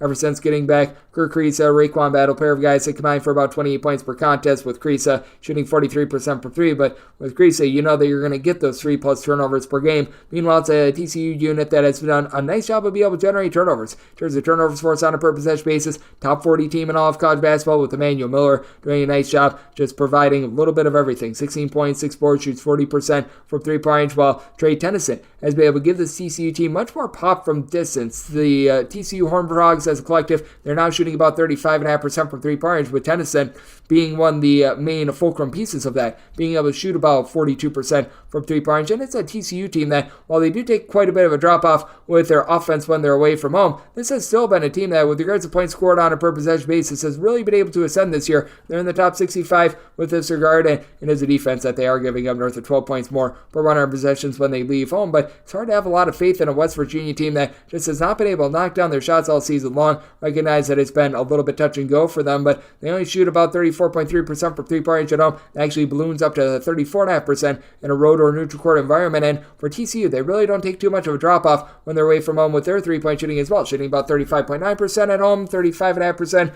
in a road or neutral court venue, with West Virginia getting careless with the ball, turning the ball over too much, and with this West Virginia defense just getting cooked as well. They have given up now at least 70 points in 4 out of their last 5 games, and it's really not gotten better for them. Even with all the pieces coming back, they're still well outside the top 175 in terms of points allowed on a per possession basis, while TCU has given up 72 or less in 3 of their last 5. I do think that TCU goes on the road. It's going to be tough travel and gets the job done. I did set TCU as a 5.5 point favorite. I'm going to be willing to lay the number and set my total at 149.5. TCU playing super duper up tempo, but I do think the defense holds for the under. So looking at the under, and I'm going to be willing to lay up to 5 with TCU. Now we have my DK Network right. I pick 707, 708 on the card. It is Minnesota in the playoffs to Indiana. Indiana is a 5.5 to a 4.5 point underdog with your total 150, and here's a shocker. My write-up is going to be on Minnesota. I set Minnesota as an 8-point favorite. Personally, as I'm recording this, I've got the number at 4.5 at DraftKings, so all the better for me. I would be willing to lay the 5.5 very easily, though, because this Indiana team simply has no guards. They've been really relying upon what they've been able to get all season long out of Trey Galloway, who's been able to provide double figures, to be able to give you a little bit of facilitation, but after he shot well north of 40% from 3-point range last season, it's gone down to the high 20s, low 30s, depending upon when you've been looking this season. And it's an Indiana team that's supposed to be priding itself on having so many bigs, and they're playing 3+ bigs at a time right now. And yet, in terms of offensive rebound rate when they're away from home, they're only pulling in 23.5% of their misses. That ranks about 260th in all of college basketball, and it's an Indiana team that's been rough with their defense all season long. 261st in the country in terms of points allowed on a per possession basis. They've had Malik Renew, along Khalil Ware, be very rock solid. They're combining for about 31.5 points, supplying about 16 rebounds, and in the case of where he's shooting 42.5% from three-point range, but as collective, Indiana shooting just 32.2% from three, and where you do want to be able to hit this Minnesota team is from distance, as Minnesota is about 246th in all of college basketball with regards to opponents' three-point shooting percentage. Now, they allow opponents to shoot 36.9% away from home, more like 33.7% at home, so much better at home, and just really the whole defense for Minnesota is much better at home. They're right around about 125th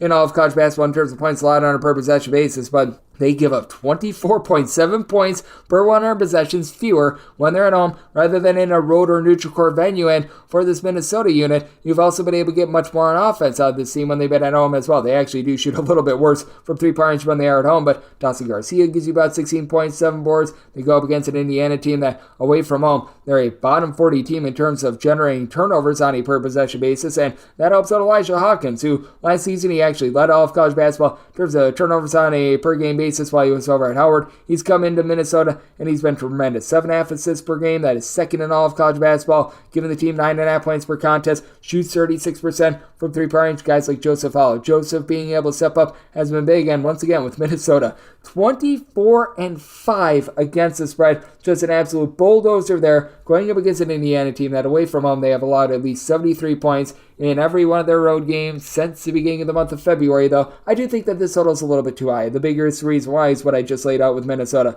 They're doing such a better job with their defense when they're at home rather than when they're away from home, and they get to go up against an Indiana team that's currently 341st in all of college basketball with regards to free throw shooting percentage. So I did set my line at 8. My right up here is going to be on Minnesota, willing to lay the number in. Did set my total 146. Also like this total under 709, 710 on the betting board. Texas A&M is going to be playing us to Mississippi State. Mississippi State is a 1.5 to a 2-point underdog with your total 139 to 139.5. I did set Texas A&M as a 2.5 point favorite. I'm going to be willing to lay the number. We laid this out with Blake Lovell in that it is a Texas A&M team that's rudderless. They are just bad in terms of shooting, but they get to go up against a Mississippi State team that they leave a lot to be desired on the offensive front as well. Love what they've been able to get out of Josh Hubbard, 16 points. He's able to shoot 37% from three-point range, but still, this Mississippi State team is shooting about 32.8% from three, 67% the free throw line in a nip and tuck game. That's really going to come back to hurt them. Mississippi State, a top 25 team in terms of their rebound rate. You've had so many guys like Tolu Smith, Jimmy Bell, Charles Matthews, all be able to give you 6+ rebounds per game, but this A&M team continues to be a top 20 team with regards to their rebound rate, as well as you've got essentially out of your top 6 scorers, all but one of them supplying you with at least 5 rebounds per game. Lone exception is your top scorer, and Wade Taylor has been able to dole out 4 assists, 2 steals, 18 points per game, only shooting about 29% from 3. That's a big kryptonite, but at the very least, Texas A&M, they don't turn the ball over. Shooting has been awful, but they are a top 50 team in terms of ball protection, in terms of fewest turnovers on a per possession basis. Been able to get a little bit more in terms of jump shooting out of Anderson Garcia, who's really been their top rebounder. Anderson Garcia at 6'7" is able to supply the team 9.5 rebounds and does shoot about 41.5% from three-point range. So he's been highly versatile for this team and has really been able to come on strong here down the stretch. He's been able to supply the team with at least 8 rebounds in each of their last 5 games and in 7 out of their last 8. So I do like what I'm seeing there with Texas A&M. They've had a little bit of a kryptonite in terms of being able to give up the 3 ball with Texas A&M. They rank about 157th in the country with regards to opponents' 3-point shooting percentage. They go up against a Mississippi State team that's still in the top 50 with regards to points allowed on a per possession basis, but certainly has been slipping up there. And for Mississippi State, while they are still one of the best 3-point shooting defenses in all of college basketball, that's certainly not the forte of Texas A&M. I think that A&M could be looking to knife it down low, and I do think that both teams have a little bit of a tough time scoring, but I do think that in the end, A&M gets the job done. I did set Texas A&M as a 2.5 point favorite. I'm going to be willing to lay the 1.5 to 2 that I'm seeing here, and this time I total 138.5. Also going to be looking at the under 7-11, 7-12 on the betting board. Kentucky plays HOU Vanderbilt. Vanderbilt is a 18 to an 18.5 point underdog with your total 160.5 to 161. I'm going to be willing to lay it with Kentucky. I set them as a 20 point favorite, and this Kentucky team has been allergic to defense all season long, well outside the top 150 in terms of points allowed on a per possession basis. They have not done a good job of being able to hold teams to one and done possessions, as Kentucky has some good rebounders out there. Abdul Thiero has been able to give you about 8 points, 5 boards per contest. Trey Mitchell has been able to give you about 7.5 or so rebounds per game, but they should be able to dominate the glass in this one because you've got a Vanderbilt unit that, without Colin Smith all season long, it has been deplorable. 281st in all of college basketball in terms of their rebound rate. Kentucky, meanwhile, they're checking in more around about 166th, and for Vanderbilt, they're outside the top 250 in terms of both points scored and points allowed on a per possession possession basis. One thing they do have going for them is the duo of Tyron Lawrence along with Ezra Magnon, combining for 28 points, 8 boards. Magnon, 3.5 assists to just 2 turnovers per game for a Vanderbilt team that they only turn the ball over 10.5 times per game, but they're like Texas A&M, only with no defense and no rebounding. They shoot 39.5% from the floor, and they shoot 28% from three-point range. You've had Tazos Camateros be able to shoot about 35% from three-point range, but he's only registering about 4.5 points per game. Then Alan Lubin has been able to give you a little bit of production as well, but these are guys that they just don't compare with Kentucky, and we saw this game played out about a month or so ago on February 6th in Nashville, Tennessee. Kentucky won that game 109-77. Now, they shot 15 of 26 from 3. I don't think that that's going to be carrying over, but won the rebound battle 50-28. They played even up with regards to the turnovers, and this is a Kentucky bunch as in the top 10 nationally in these 3 categories: 3-point shooting percentage in terms of points scored on a per possession basis and fewest turnovers on a per possession basis, with Reed Sheppard shooting north of 50% from 3-point range and has legitimately been a good defender on a just sea of guys that just cannot defend to save their lives. Reed Sheppard has actually done that for Kentucky. Meanwhile, you've been able to get Antonio Reeves going for 20 points per contest, shooting 44.5% from 3-point range, and for this Kentucky team, Reeves, Dillingham, Sheppard, your top 3 scorers, all shoot at least 43.4% from 3-point range. I do think that this is going to be more domination here. I do think that Kentucky runs and hides with this game, especially with now getting a little bit more down low out of Big Z, along with Ogana Oyeso. So, did set my line at 20. I'm going to be willing to lay the number in. I did set my total at a 160. I simply just don't think that Vanderbilt is going to be able to do their part with this total. I think that Kentucky going to get it through their skull that they need to play a little bit more defense moving forward. So, going to be willing to lay the number and take a look at this total under. Sub 13, sub 14 on the betting board. San Jose State is going to be playing against Utah State. Utah State is a favorite of 10 to 10.5 points on this game, between 145.5 and 146. Made my line 12.5. I'm going to be willing to lay it. Utah State has really been able to travel with regards to both their offense and their defense, and I find it remarkable what Utah State has been able to do offensively, because this team really does not shoot it well from 3. As a matter of fact, Utah State is 305th in all of college basketball in terms of 3-point shooting percentage, but they realize this, so they don't take a lot of threes, and they just looked a great OSA board down low. That's been great, giving you 15 points, about 9 rebounds per game for a Utah State team that is about 60th in all of college basketball in terms of points scored on a per possession basis. Now, they do take a fall of about 9.5 points per 100 possessions when they leave home rather than when they are at home, but for San Jose State, they've got reverse splits in that San Jose State is actually allowing more points per possession at home rather than on the road. For San Jose State, it's been a horror show on defense. 331st in all of college basketball in terms of points allowed on a per possession basis, and they're allowing 4.2 points more per 100 possessions when they are at home rather than in a road or neutral court environment. And you've got a Utah State team that is still a top 65 team with regards to rebound rate and a top 65 team with regards to points allowed on a per possession basis, giving up only about 3.3 points more per 100 possessions when they're away from home. They've been able to get really good production as well out of Darius Brown, the main point guard, who's been going out 6 assists, 12 points per contest, shoots 38% from 3 with a steal and a half per contest, while only turning the ball over about 1.8 times per game. And that's been so key for Utah State. A big reason why they are so really effective offense is that they just don't beat themselves. They only turn the ball over about 11.5 times per contest. You've got Brown along with Ian Martinez combined shoot about 38.5% from 3-point range. Meanwhile, for San Jose State, you do have some nice outside shooters on this team. You've got a quartet of guys in Tebet Groner, Alvaro Cardenas, MJ Amy, along with Trey Anderson, who have all been able to give you at least 11 points per contest in this quartet. You've been able to get a grand total of, I believe, like 50 points per contest, and they all shoot at least 33.5% from 3. Everyone except for Groner shooting at least 36.5% from 3-point range. But outside these 4 guys, you don't have a single other player on the roster that gives you north of 5.5 points per game. Latrell Davis, he gives you about 5.3 points per contest, is incapable of being able to shoot threes. Been able to get a little bit down low of Adrame Dionge, who's been able to give you 5 points, 4.5 boards, a 7-footer that's able to supply a block and a half per contest. But San Jose State, just way too top heavy of a team. Now, to their credit, they only turn the ball over about 10.5 times per contest, and Alvaro Cardenas, he's able to give you 5.5 assists per game, so he's been able to do his part there. But for San Jose State, even though they don't turn the ball over a lot and you do have that nice quartet, they're still, in terms of points scored on a per possession basis, well outside the top 150 with that regard, as it just has been very wishy-washy with this team. If they don't make a 3, they're not very good on the interior. I do think that Utah State going to be able to eat them up down low. I did say Utah State as a favorite of 12.5 points, so I'm going to be willing to lay it in with how bad San Jose State is with their defense at at home. I did set my total 146 at fully recognized San Jose State, one of the slowest tempo teams in all of college basketball, but going to be going over to go along with Utah State laying the number. 7:15, 7:16 on the betting board. It is Fresno State. They are on the road. They're facing off against New Mexico, and New Mexico is a favorite of 18.5 points. Your total on this game is 152. I do think that New Mexico certainly should be a sizable favorite. Could only get there to the amount of 16, though, so I'm going to be willing to take the points with Fresno State. New Mexico just really is not in good form, and if you look at the metrics of New Mexico, they're just absolutely remarkable. They're a top 20 team in terms of fewest turnovers on a per possession basis.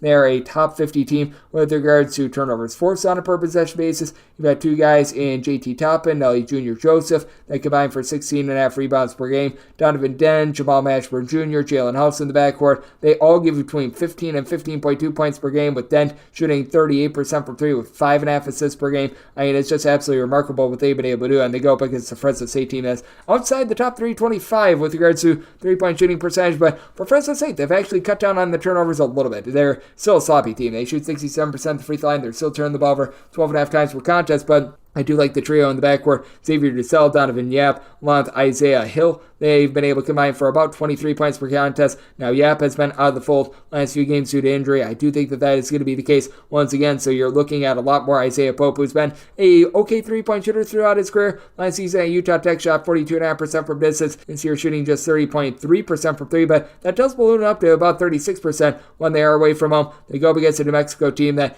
towards the beginning part of the season, they were a very dominant three-point shooting defense, and they're still at home a really good three-point shooting defense. Away from home, it's a little bit more of a roll of the dice as they allow opponents to shoot 27.5% from three-point range at home. That goes north of 35% in a road or neutral court environment, and for Fresno State, what has really been missing for the team, Eduardo Andre 3000, 7.5 points, 5 boards per contest, doesn't tell the full story. He's really been able to do a nice job locking down for the team down low, but with this New Mexico unit, it's just been very strange to watch them, to say the least. The defense that was so good towards the beginning part of the season has now allowed at least 77 points for their last 5 games. Offense has still been there. They've still been able to get past the 70-point barrier in 4 of their last 5 games, but for Fresno State, even though they are currently riding a 5-game losing streak, they've been able to be relatively competitive in a lot of these games. They took Utah State to overtime. They held within single digits against Nevada as well. The defense still has been relatively lackluster, but I mean, it doesn't sound like much, but in regulation, 74 points or fewer surrendered in 4 of their last 5 games. I do think that Fresno State does just enough to be able to hold in there, and I do think that this is going to be a little bit of a higher scoring game with the way that New Mexico has been playing super up-tempo, and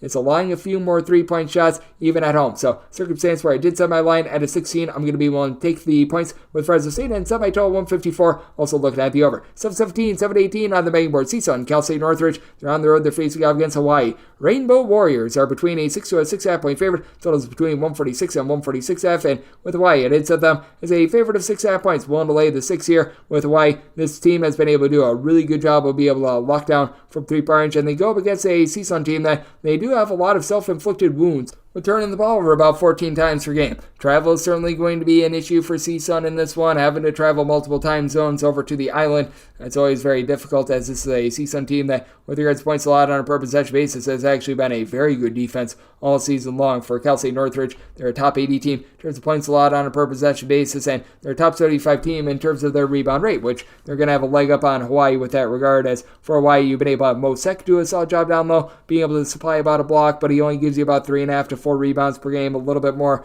of a just true defensive big man. You've been able to have Bernardo da Silva be able to supply about 5.5 rebounds per game as well, but I do think that for the Seton team, having all the versatility that they do down low, having someone like a Keontae Jones who's able to supply 11.5 points, 7 boards per contest, that's going to allow them to remain very lively, but Hawaii is allowing opponents to shoot just 30.7% from three-point range, and this team has been able to get good production out of this duo in Justin McCoy along with Noel Coleman, who have been able to combine for about 25.5 points per game. They combined to shoot now 36% from three-point range. It's a Hawaii team that they really don't get too much of a bump on offense when they're at home. In terms of points scored on a per possession basis, this Hawaii team is about 187th in all of college basketball, and as a matter of fact, they're actually averaging 0.3 of a point fewer per 100 possessions when they're at home rather than on the road, but do have a Seton team that has been really struggling in terms of their offense. They are 279th in all of college basketball in terms of points scored on a per possession basis. Very strangely, they're averaging more points per possession when they're at home. They just have not been able to get a lot of facilitation in general, as G&I Hunt was out of the fold for the first 10 games of the season, and they were getting right around about 3.5 assists per contest out of Jordan Brinson when he was out there, but he went down with an injury after 12 games. The team is shooting just 67% at the free throw line as well, and for Seton, they do an okay job of being able to generate turnovers, but with the way that Hawaii has been able to really kick it into gear in terms of their offense, scoring at least 70 points for their last 5 games, and the way that Seton has just been stuck in the mud, 65 points or fewer each of their last 4 games, I do think that going on the road to Hawaii going to be a little bit too much for them to overcome. Circumstance where I did set Hawaii as a 6.5 point favorite. I'm going to be willing to lay the number, and did set my total 146.5. You do have a Seton team that's in the top 50 with regards to total possessions per game, and I do think that this is going to be a game close enough for late game felling, and you still have Deshaun Alanikins along Deontay Bostic, who have all been able to combine for north of 30 points per contest. So I do like the 146 over, and I'm going to be willing to lay up to 6 with Hawaii. Now we head on over to the Ford Center. These last 2 games on the normal Las Vegas betting board are the OVC tournament. 7-19, 7-20, Southern Indiana and Tennessee State do battle. Tennessee State, a 3-point neutral court favorite. Your total on this game are between 144.5 and 145, and with Tennessee State, I did set them as a favorite of 4 points. I'm going to be willing to lay the 3.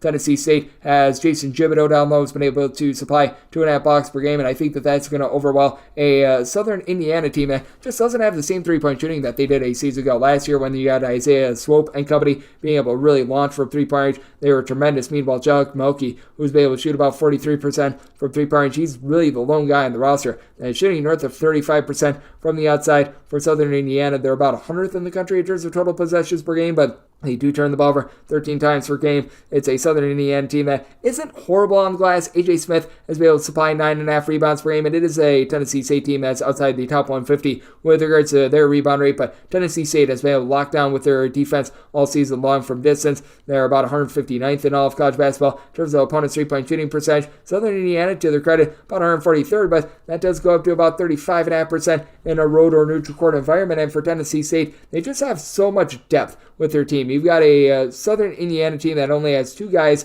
on the roster that are giving you north of 8.6 points per contest, and only 3 guys give you north of 6.5 points per contest. Meanwhile, for Tennessee State, you've got a trio of guys that give you at least 7 points per contest, and if you want to go to at least 9 points per game, you've got 6 different guys with that regard. Marcus Fitzgerald has not been able to get it going all season long, but you've got a pair of guys in E.J. Bellinger, Christian Brown, who combine for about 25 points. They combine to shoot 36.5% from 3 points. You've been able to get some good facilitation with about 3 assists, 9.5 points per game out of Jalen Jones as well for Tennessee State. They do turn the ball for 13 times per contest, but they shoot north of 75% of the free throw line, and in a nip-and-tuck game, each of your top 5 scores shoot at least 74.4% at the free throw line, with Keenan Hodges being able to generate some turnovers. I do think that Tennessee State finds a way to be able to get the job done in a game where I do think that the scoring is going to be a little bit more bogged down. I did set my total at 144. This opener was actually 146, so I think that this has moved in the right direction. 144.5 is a buy point for me on the under, and I'm going to be willing to lay with Tennessee State. This is the last game on the normal Las Vegas betting board before we hit the extra game. 7:21, 7:22. Eastern Illinois and SIU Edwardsville to battle from the Ford Center, with SIU Edwardsville a 2.5 to a 3-point favorite. And your total on this game, it is 141.5 to 142. And I said Edwardsville as a 3-point favorite. I'm going to be willing to lay up to 2.5. Eastern Illinois has actually done a really good job of winning turnover battles year in and year out. This team is in the top 75 with regards to turnovers forced on a per possession basis, while they themselves turn the ball over just 9 times per game.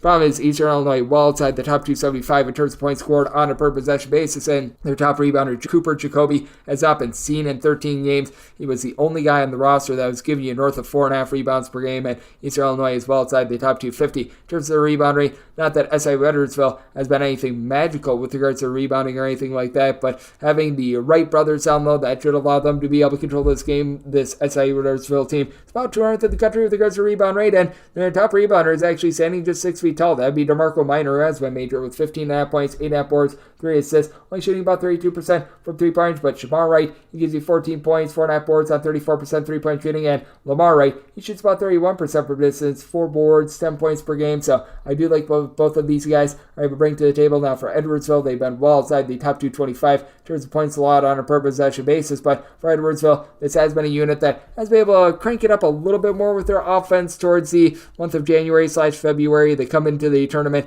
on a little bit of a rough patch. For Edwardsville, 71 points or fewer in 2 of their last 3 games, and the last time these two teams played, Eastern Illinois actually did score 84 points on them. That was an 84-79 thriller, a game where for Eastern Illinois, they allowed SIU Edwardsville to get off 75 shots, as for Edwardsville, they completely controlled the glass 50-38. They just couldn't knock them down in that game. I do think that we're going to see a little bit of reversal on that front end for SIU Edwardsville. This is a bunch I do think is going to be able to persevere against an Eastern Illinois team that just doesn't have a lot of size. And for Eastern Illinois, the three-point shooting, it's not going to be able to hurt this SIU Edwardsville team. They only shoot about 32.5% from three-point range, going against an Edwardsville team that has not been able to guard the arc all season long. In terms of opponent's three-point shooting percentage, this SIU Edwardsville team, 334th in all of college basketball. Eastern Illinois, they are clocking them all outside the top 300 as well, allowing opponents to shoot 37% from three away from home. So, did somebody total 139? I just think that after these two teams explode the first time around, we're going to see things be a little bit more bogged down and a lot of just one-and-done possessions for Eastern Illinois. So, looking at the under, and I'm going to be willing to lay the number with Edwardsville. Now we get the extra games. The normal betting board picks are complete, but there are some extra games today, so we go into the bonus. 306-527, 306-528. Houston Christian is on the road facing off against Lamar. Lamar is a 16.5 to a 17-point favorite with your total 156.5. And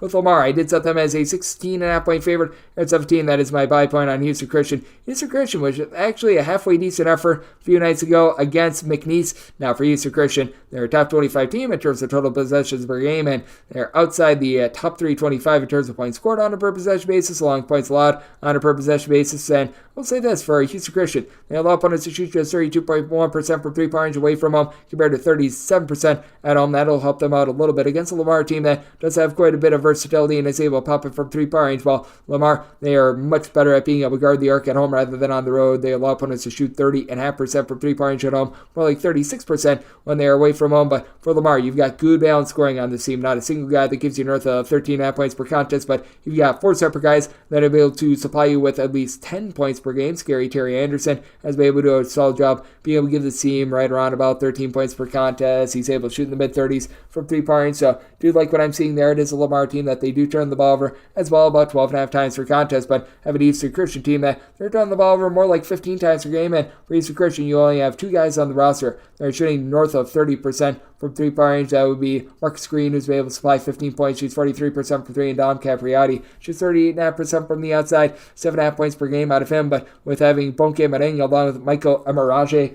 be able to combine for about 16 rebounds per game, I do think that they're going to be able to do a halfway decent job on the glass for Eastern Christian. Their rebound rate still a bit subpar at 297th, but you also have a Lamar team that has been leaving a little bit of something to be desired on the glass. They're about 143rd in all of college basketball, so I do take a look at this spot, and I do think that Lamar should be a sizable favorite. I think we've gone a little bit too far, though. Set my line at 16.5. We'll take 17 with Houston Christian, and maybe my total 158.5. Houston Christian, a super fast team that just completely gives it up, so looking at the over and the points with Houston Christian. 306-529, 306-530. It is New Orleans. They play us McNeese. McNeese, a 17.5 to an 18.5 point road favorite. Total on this game between 153 and 153.5. Maybe McNeese an 18.5 point favorite, seeing a 17.5 currently at Circa, and that was the opener. I'm going to be willing to lay this number with McNeese. They're just so much more dominant than this New Orleans team that just has not been able to guard a soul all season long. And it's unfortunate because New Orleans has one of the top scorers in all of college basketball, and Jordan Johnson, who's been logging north of 20 points per contest, a relatively solid three-point shooter. But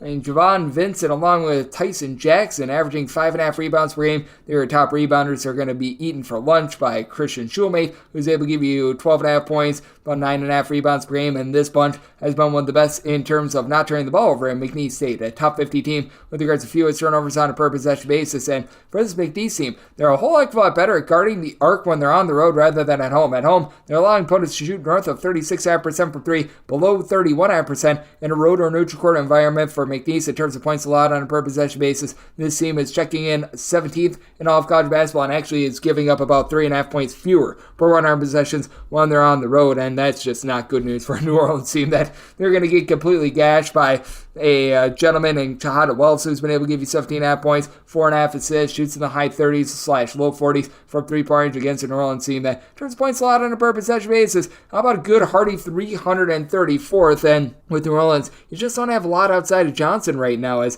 you've been able to get about 10.5 points per game out of Caleb Wilson-Rouse, and it is a New Orleans team that as a collective, they do only turn the ball over 12 times per contest, considering they're a top 75 team in terms of total possessions per game. That's not terrible, but for McNeese, they're just really pounding teams into oblivion. They have given up now fewer than 70 points in 4 of their last 5 games. And if you want to go to 71 points, last time they gave up north of 71, you have to go back to that loss that they took to Southeast Louisiana. That was towards the beginning of the month of February. And the first time these two teams met up, it was just a complete and utter butt kicking in that game. New Orleans lost by a count of 102-65. I don't think that's going to be quite that big of a bludgeoning, but New Orleans shot 9-23 from 3-point range and lost by 37 points. First time around, they lost the turnover battle 16-5. They actually won the rebound battle, but that's just because they were throwing up many more bricks and could not get a stop against McNeese. So I do think that McNeese going to be able to show off domination once again. I set my line at 18.5, willing to lay the number, and set my total 154.5. Even with McNeese being so slow, the way that New Orleans just gives up way too many open looks, going to be willing to go over and going to be willing to lay it with McNeese. 306-531, 306-532. Northwestern State is on the road facing off against Texas A&M Commerce. Commerce is a 2.5 to a 3.5 point favorite. Total between 140.5 and 142. Made Commerce a 2.5 point favorite here at the 3.5. I'm going to be willing to take the points with Northwestern State. Just flat out, Texas A&M Commerce needs to do a better job on the glass. They're outside the top 340 in terms of their rebound rate, and it's not like this Northwestern State team is doing much great either. They're outside the top 300 in terms of their rebound rate as well. Lone guy on the roster giving you north of 4.6 rebounds per game, Jamison Epps, and we haven't seen him in like 3 months. But that said, you do have a guy in Cliff Davis who's able to do a nice job of being able to go into takeover mode for this Northwestern State offense. 14 points, shoots 40% from 3 points for a Northwestern State team that they do turn the ball over 13 times per contest. Commerce relatively in that same vein as well. And for Commerce, they do a little bit of a better job of being able to generate some turnovers for Commerce. So they also are very willing to give up the 3 ball. At home, they're allowing opponents to shoot 36.4% from 3-point range. That's outside the top 300 nationally. And for Northwestern State, for all of their deficiencies, they're about 144th in all of college basketball in terms of opponents' 3-point shooting percentage. And against a Texas A&M Commerce team that has absolutely no size whatsoever, I think that that's going to play here. You've also been able to get some relatively good production, about 9 points per contest out of Chase Forte, who's been able to do a nice job generating about 1.7 steals, 4 assists per contest. So they've been able to get a little bit more stability there. Well, for Texas A&M Commerce, you do have a pair of guys that give you 3 assists per contest, and Alonzo Dodd along with Kalen Williams, and Williams is able to give you 16 points. Doesn't shoot it well from 3 though. Texas A&M Commerce as a collective, they shoot less than 32% from 3, and dealing with a injury to one of their top scorers in Jerome Brewer, that has really been costly for a Commerce team that still doesn't have a single guy that gives you north of 4.1 rebounds per game outside of him. And I do think that that keeps Northwestern State lively in this game. Did somebody told 136F? I think that this is going to be a sloppy game with both of these teams having a whole bunch of turnovers, and you've got a Commerce team that they themselves have had a tough time being able to get past 70 in regulation. They have scored fewer than 70 in 4 out of their last 5 games. So looking at the under, and we'll take the points with Northwestern State. 306-533, 306-534. Texas A&M Corpus Christi plays with Incarnate Word. The Word finds themselves as 14 to 14.5 point underdogs. So it's between 147 and 148.5. Texas A&M Corpus Christi has been covering north of 66% of their games all season. I'm willing to back them once again. I did set Corpus Christi as a 15.5 point favorite. I'm going to be willing to lay it against an Incarnate Word team that is outside the top 325 in terms of ball protection. You do have a pair of guys in Sky Wiggs along Josiah Hammonds who are combining for about 26 points per game, and Hammonds shoots 35% from 3-point range, but this Corpus Christi team really pounding teams on defense. Top 75 team in terms of points allowed on a per possession basis, in terms of turnovers forced on a per possession basis, and they take away the 3 ball. Corpus Christi is allowing opponents to shoot just 31.5% from 3-point range. That is 51st in all of college basketball. Incarnate Word, they just do not compare. Incarnate Word is allowing opponents to shoot from 3-point range to 36.9% overall. That balloons up to 38.3% in a road or neutral court venue that is outside the top 300 with both respects, with them turning the ball over 16 times per contest as well. That really puts them eyeing the 8 ball. Now, Alex Anderson, since he's been eligible, has been able to give the team 3 assists per contest. That helps. And this is a Corpus Christi team that they just simply don't knock down shots. They shoot about 30.5% from 3-point range, but you have had a pair of guys in Dane Prim along Jordan Roberts, your number 3 and number 4 scorers, combining for in that pocket of about 19 points per contest, really being able to step up on that front. It is a Corpus Christi team leaving quite a bit of something to be desired with regards to their offense in terms of points scored on a per possession basis. They're well outside the top 200 with this respect, but with the way that they're able to generate second chances, with the way that they do have someone like a Prim, where I just mentioned, able to give you 6 boards per contest. Gary Clark is able to chip in their 13 points, 8 boards, the way that they play as a collective to not turn the ball over and yet be able to generate turnovers themselves. I do think that Corpus Christi going to be able to take it to this Incarnate Word team and just continue to be an absolute machine with regards to covering. First time these two teams played, it was 75-65. Corpus Christi picked up a road win while shooting just 7-21 from 3-point range, and in that game, Incarnate Word lost the turnover battle 20-10. I think that you can see something similar here. I'm going to be willing to lay it with this Corpus Christi team. Made them a 15.5 point 3-point favorite, and did set my total 147.5. Going to be willing to take a look at the under with the way that this Corpus Christi team has not knocked down shots and the way they've been so locked down on defense. So laying the number and the under 306.535, 306.536. Central Connecticut plays SIU St. Francis, Pennsylvania. St. Francis is an underdog of 14 to 14.5 points. Total on this game is 136. I did set St. Francis as a underdog of 13.5 points. I'm going to be willing to take the 14 plus. Central Connecticut has actually been a top 150 team in terms of rebound rate. This despite the fact that they really don't have anyone on the roster that gives you north of 5 to 5.5 rebounds per game. I do like the backcourt of this team. We've got a pair of guys that are very stable and are able to really stroke it from three-point range, as you've been able to have Allen Jean Rose along Jordan Jones combined for about 29 points per contest. They both combined to shoot about 35% from 3 points for a Connecticut team that they only turned the ball over about 11.5 times per contest. And for St. Francis of Pennsylvania, they've been playing without their top scorer in Cam Gregory. He's been out since late January, was giving the team 13.5 points, shooting 35.5% from 3-point range, but they've had Eli Woburn be able to do a nice job down low with about 7.5 boards, 7.5 points per game. Now for St. Francis, they're well outside the top 225 in terms of rebound rate. They are turning the ball over darn near 14 times per contest, but they've been able to get a little bit more in the way of 3-point shooting from Aaron Talbert, who's shooting 37.5% from distance. He's been able to do a nice job of being consistent ever since the injury happened to Donovan Gregory. As a matter of fact, he has scored approximately 10 points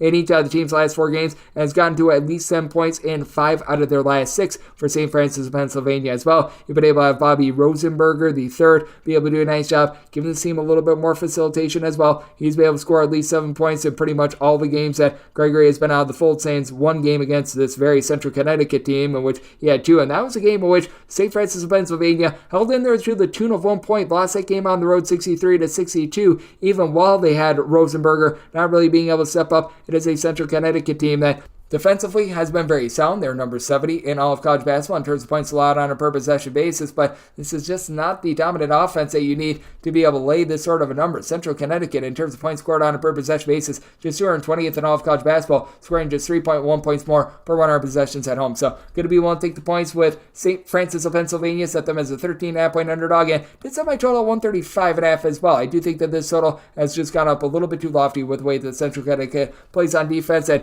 not so much on offense. So looking at the under and the points with St. Francis, 306.537, 306.538. It is Merrimack, and they're going to be playing us to Long Island. Long Island, a 14 to a 15-point underdog. Totals between 139 and 140. Did set my total 137.5. Looking at the under. We've got a Merrimack team that has been playing a little bit more quickly this season with regards to their tempo, but this team is just vastly different with their defense when they're at home rather than in a road or neutral court environment. For Merrimack, in terms of points allowed on a per possession basis, they are checking in number 5 in all of college basketball, giving up just 86.5 points per 100 possessions at home. They're still a top 20 team in terms of total turnovers forced on a per possession basis. They've just been a little bit better with their offense. Jordan DeCock, along with Adam Clark, are combining for about 30.5 points per contest. DeCock has been able to give you about 6 boards per contest. It's a Merrimack team that, once again, is rough with regards to their offense, shooting 31% from 3, 13 turnovers per game, but we've got a Long Island team that has been doing one thing well, guarding the 3-point arc, but Merrimack, they really don't do a lot of that. Everything else has been awful for Long Island. They're about 286th in all of college basketball with regards to their rebound rate. Now, Merrimack, they're 354th. They completely sell out for turnovers and steals, but even they have Sama Diallo, who's able to give you about 5 rebounds per game. Meanwhile, for Long Island, just not being able to take care of the ball has been horrible for them on offense. This team is turning the ball over 14.5 times per contest, shooting 67% from the free throw line, though you do have Strickland squared, as Terrell and Ty Strickland have been the main 2 guys for this offense. They are the sons of Rod Strickland, but with Terrell Strickland was limited to just 4 minutes in the team's last game against Central Connecticut. Got to figure that he's going to be out of the fold. He was their main facilitator with about 3.5 assists per contest. Ty Strickland, he's their top scorer with about 13.5 to 14 points per contest. He has not been seen in about 2 weeks, so that means that you're going to be really relying upon Eric Acker, who's been able to give the team about 13 points per contest, but even though he gives you 4 assists per contest, shoots only about 27.5% from 3-point range, and among healthy bodies, you don't have a single player that's averaging north of 5.5 points per game, that's shooting above 34.5% from distance. And you've got a Merrimack team that I think is going to swarm on defense after they had allowed north of 68 points for the first time in like 5 games. Last time these 2 teams match up, it was 83 to 68 with Merrimack being able to get it done, but Long Island in that game shot 7 to 16 from 3-point range. They turned the ball over 22 times in that one, and they actually did have the Strickland brothers out there in the fold. They're not going to have them in this game, so I do think that that's going to bog down the scoring, and that's going to allow Merrimack to have some domination. I'm going to be willing to lay up to 15 with Merrimack, and set by 12, 137.5, diving in on the under. 306.539, 306.540. Sacred Heart plays also Wagner. Wagner is a underdog of 5 to 5.5 points. Total this game is 133 with Wagner. I did set them as an underdog of 4.5 points. I'm going to be willing to take the 5+ with Wagner. The team has been able to do a really good job in terms of their defense and actually do now have a go-to scorer in Melvin Council. 15 points, 3.5 assists, steal and a half per contest, and you do have behind him a 46.8% three-point shooter in Tayron Allen, who's been able to give you 9.9 points per contest. But despite that, this Wagner team, they shoot 38.9% from the floor as a collective, 32.5% from three-point range, and even though Wagner actually does a really good job of taking care of the ball, just 10 turnovers per game, they're still just 322nd in all of college basketball in terms of points scored on a per possession basis. It's not saying that this Sacred Heart team is like some sort of an absolute bruiser with regards to their offense, but that said, Sacred Heart, in terms of points scored on a per possession basis, more like 224th, and got some good versatility out of Nico Goletti, who's able to give you 13.5 points, 7 boards per contest. And then Alex Sobel chips in their 7.3 rebounds per game. And it's very interesting in that Wagner actually has a better rebound rate in this game. They're about 200. Sacred Heart is 315th. But Sacred Heart is by far the best two rebounders in this game. They just don't get a lot outside that. But for Sacred Heart, they do shoot about 36% from three-point range. They do have to go up against a Wagner unit that their main forte on defense has been the fact that they're able to shut you down from three-point range. Wagner allowing teams to shoot from three-point range 30.6%. That goes down to 28.4% when they are at home. And this Wagner team, just overall, they've been able to do a very solid job on defense in terms of points allowed on a per possession basis. Another top 75 showing for them, and this is a Sacred Heart team that they could be a little bit touch and go with regards to their defense. They're about 155th in the country, but I do think that they're going to do a nice job against a Wagner team that they just can't form great shots. Meanwhile, you've got Raheem Solomon, Aiden Carpenter, a pair of guys from the Metro Atlantic combined and shoot about 36% from three-point range. I do think that guard play of Sacred Heart is going to allow them to be able to hold in this game against a Wagner team that has now scored fewer than 60 points in 3 of their last 5 games, while the Sacred Heart team has been able to get past the 78-point plateau in 3 of their last 4 games. So I did set my line at 4.5. I'm going to be willing to take the points with Sacred Heart, and I did set my total a little bit lower at a 130.5. I do think that this is going to be a grinder of a game. I'm going to be looking at the under and the points with Sacred Heart. 3-6-5-41, 3-6-5-42. Lemoyne is going to be playing against Fairleigh Dickinson. Fairleigh Dickinson hopes to be fairly priced. They're 3.5 to 4-point underdogs. So on this game is 152. Set Lemoyne as a 5-point favorite. I'm going to be willing to lay the number. This comes down to home and road splits with Lemoyne. Lemoyne just has not been able to get a lot going when they've been away from home. Meanwhile, at home, this is a Lemoyne bunch that looks just a lot more competent. They are scoring 12.1 points more per 100 possessions at home rather than in a road/shooter environment, and they get to go up against a Fairleigh Dickinson team that just has not been able to guard to save their lives. 215th of the country with regards to points allowed on a per possession basis. Now, I will give credit where credit is due. Fairleigh Dickinson has actually been giving up 1.5 points fewer per 100 possessions when they are away from home rather than when they are at home, but you've also got a Lemoyne team that, again, going back to those home and road splits, giving up 12 points fewer per 100 possessions when they are at home. For Lemoyne, you've got just more of the feature guys are able to be a little bit more versatile in general, and Kanye Cleary along with Luke Sutherland. These two guys combined for about 30.5 points, nearly 11 boards, with Sutherland who's shooting 38% from three-point range, and in a late game fouling situation, you've got a Lemoyne team that their top 8 scorers, all but one of them shoot at least 73% at the free throw line, all but 2 of them shoot at least 76% at the free throw line. For Lemoyne, they do shoot about 34.5% from 3, and as a slightly up-tempo team, they turn the ball over about 11 times per contest. Fairleigh Dickinson, they are a top 50 team with regards to their tempo, but they do turn the ball over 12.5 times per contest. Fairleigh Dickinson well outside the top 250 with regards to rebound rate, as both of these teams are, as you've got Ansley Almoner along with Joel Emmanuel, throw in there Sean Moore, who have been all able to give you at least 5 rebounds per game. With Ansley Almoner, he's really been the main headline scorer, 16.5 points per contest, shoots 39.5% from three-point range, but each of your next top 5 scorers for Fairleigh Dickinson all shoot 31.3% or worse from three-point range. Fairleigh Dickinson, a top 100 team with regards to turnovers forced on a per possession basis, but I do think that they're going to have a tough time with this Lemoyne team. They did go on the road a few weeks ago and did take them down 68-58, but in that game, Lemoyne shot 5 of 33 from three-point range. Fairleigh Dickinson, they shot 9 of 23 from distance, and if you just take a look at the way that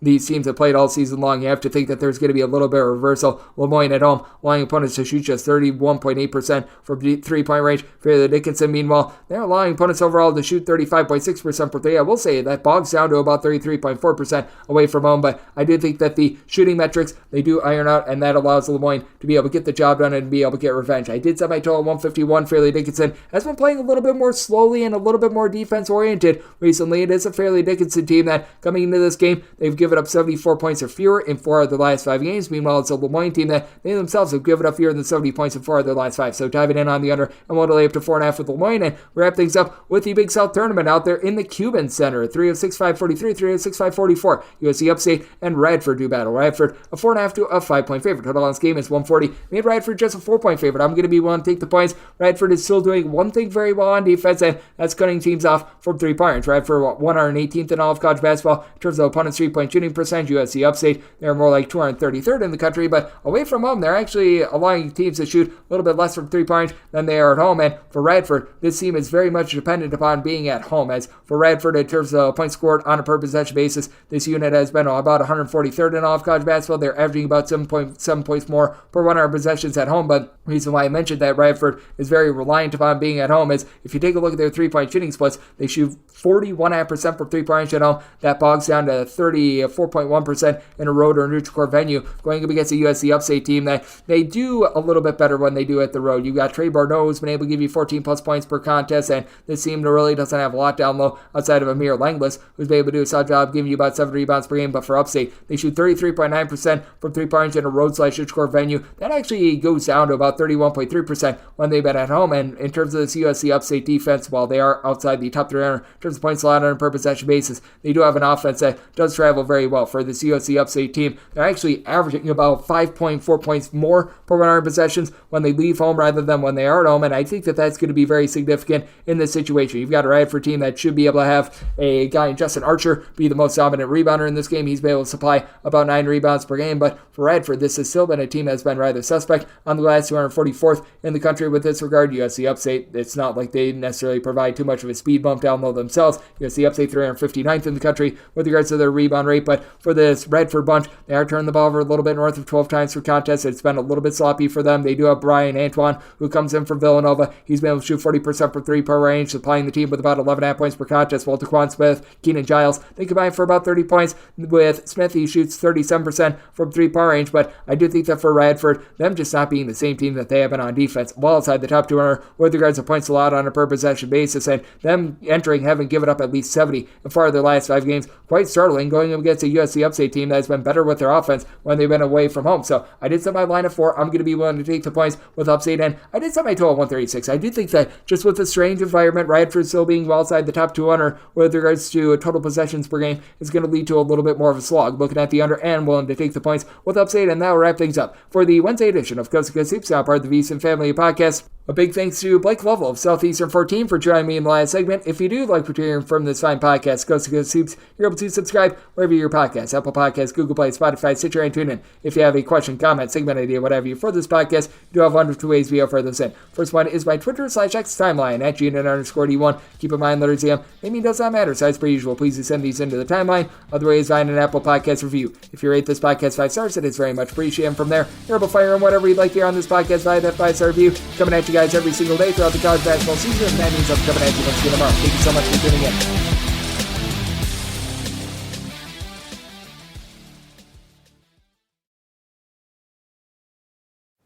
It's the Smucker's Uncrustables podcast with your host, Uncrustables. Okay, today's guest is rough around the edges. Please welcome Crust. Thanks for having me.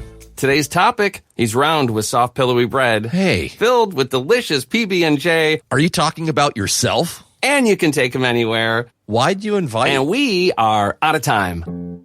Are you really cutting me off? Uncrustables are the best part of the sandwich. Sorry, Crust. Why are there ridges on Reese's peanut butter cups? Probably so they never slip from her hands. Could you imagine? I'd lose it. Luckily, Reese's thought about that. Wonder what else they think about. Probably chocolate and peanut butter. The new McCrispy Strip is here. Dip approved by ketchup, tangy barbecue, honey mustard, Sprite, McFlurry, Big Mac sauce, double dipped in buffalo and ranch, more ranch, and creamy chili McCrispy Strip Dip. Now at McDonald's. Ba-da-ba-ba-ba.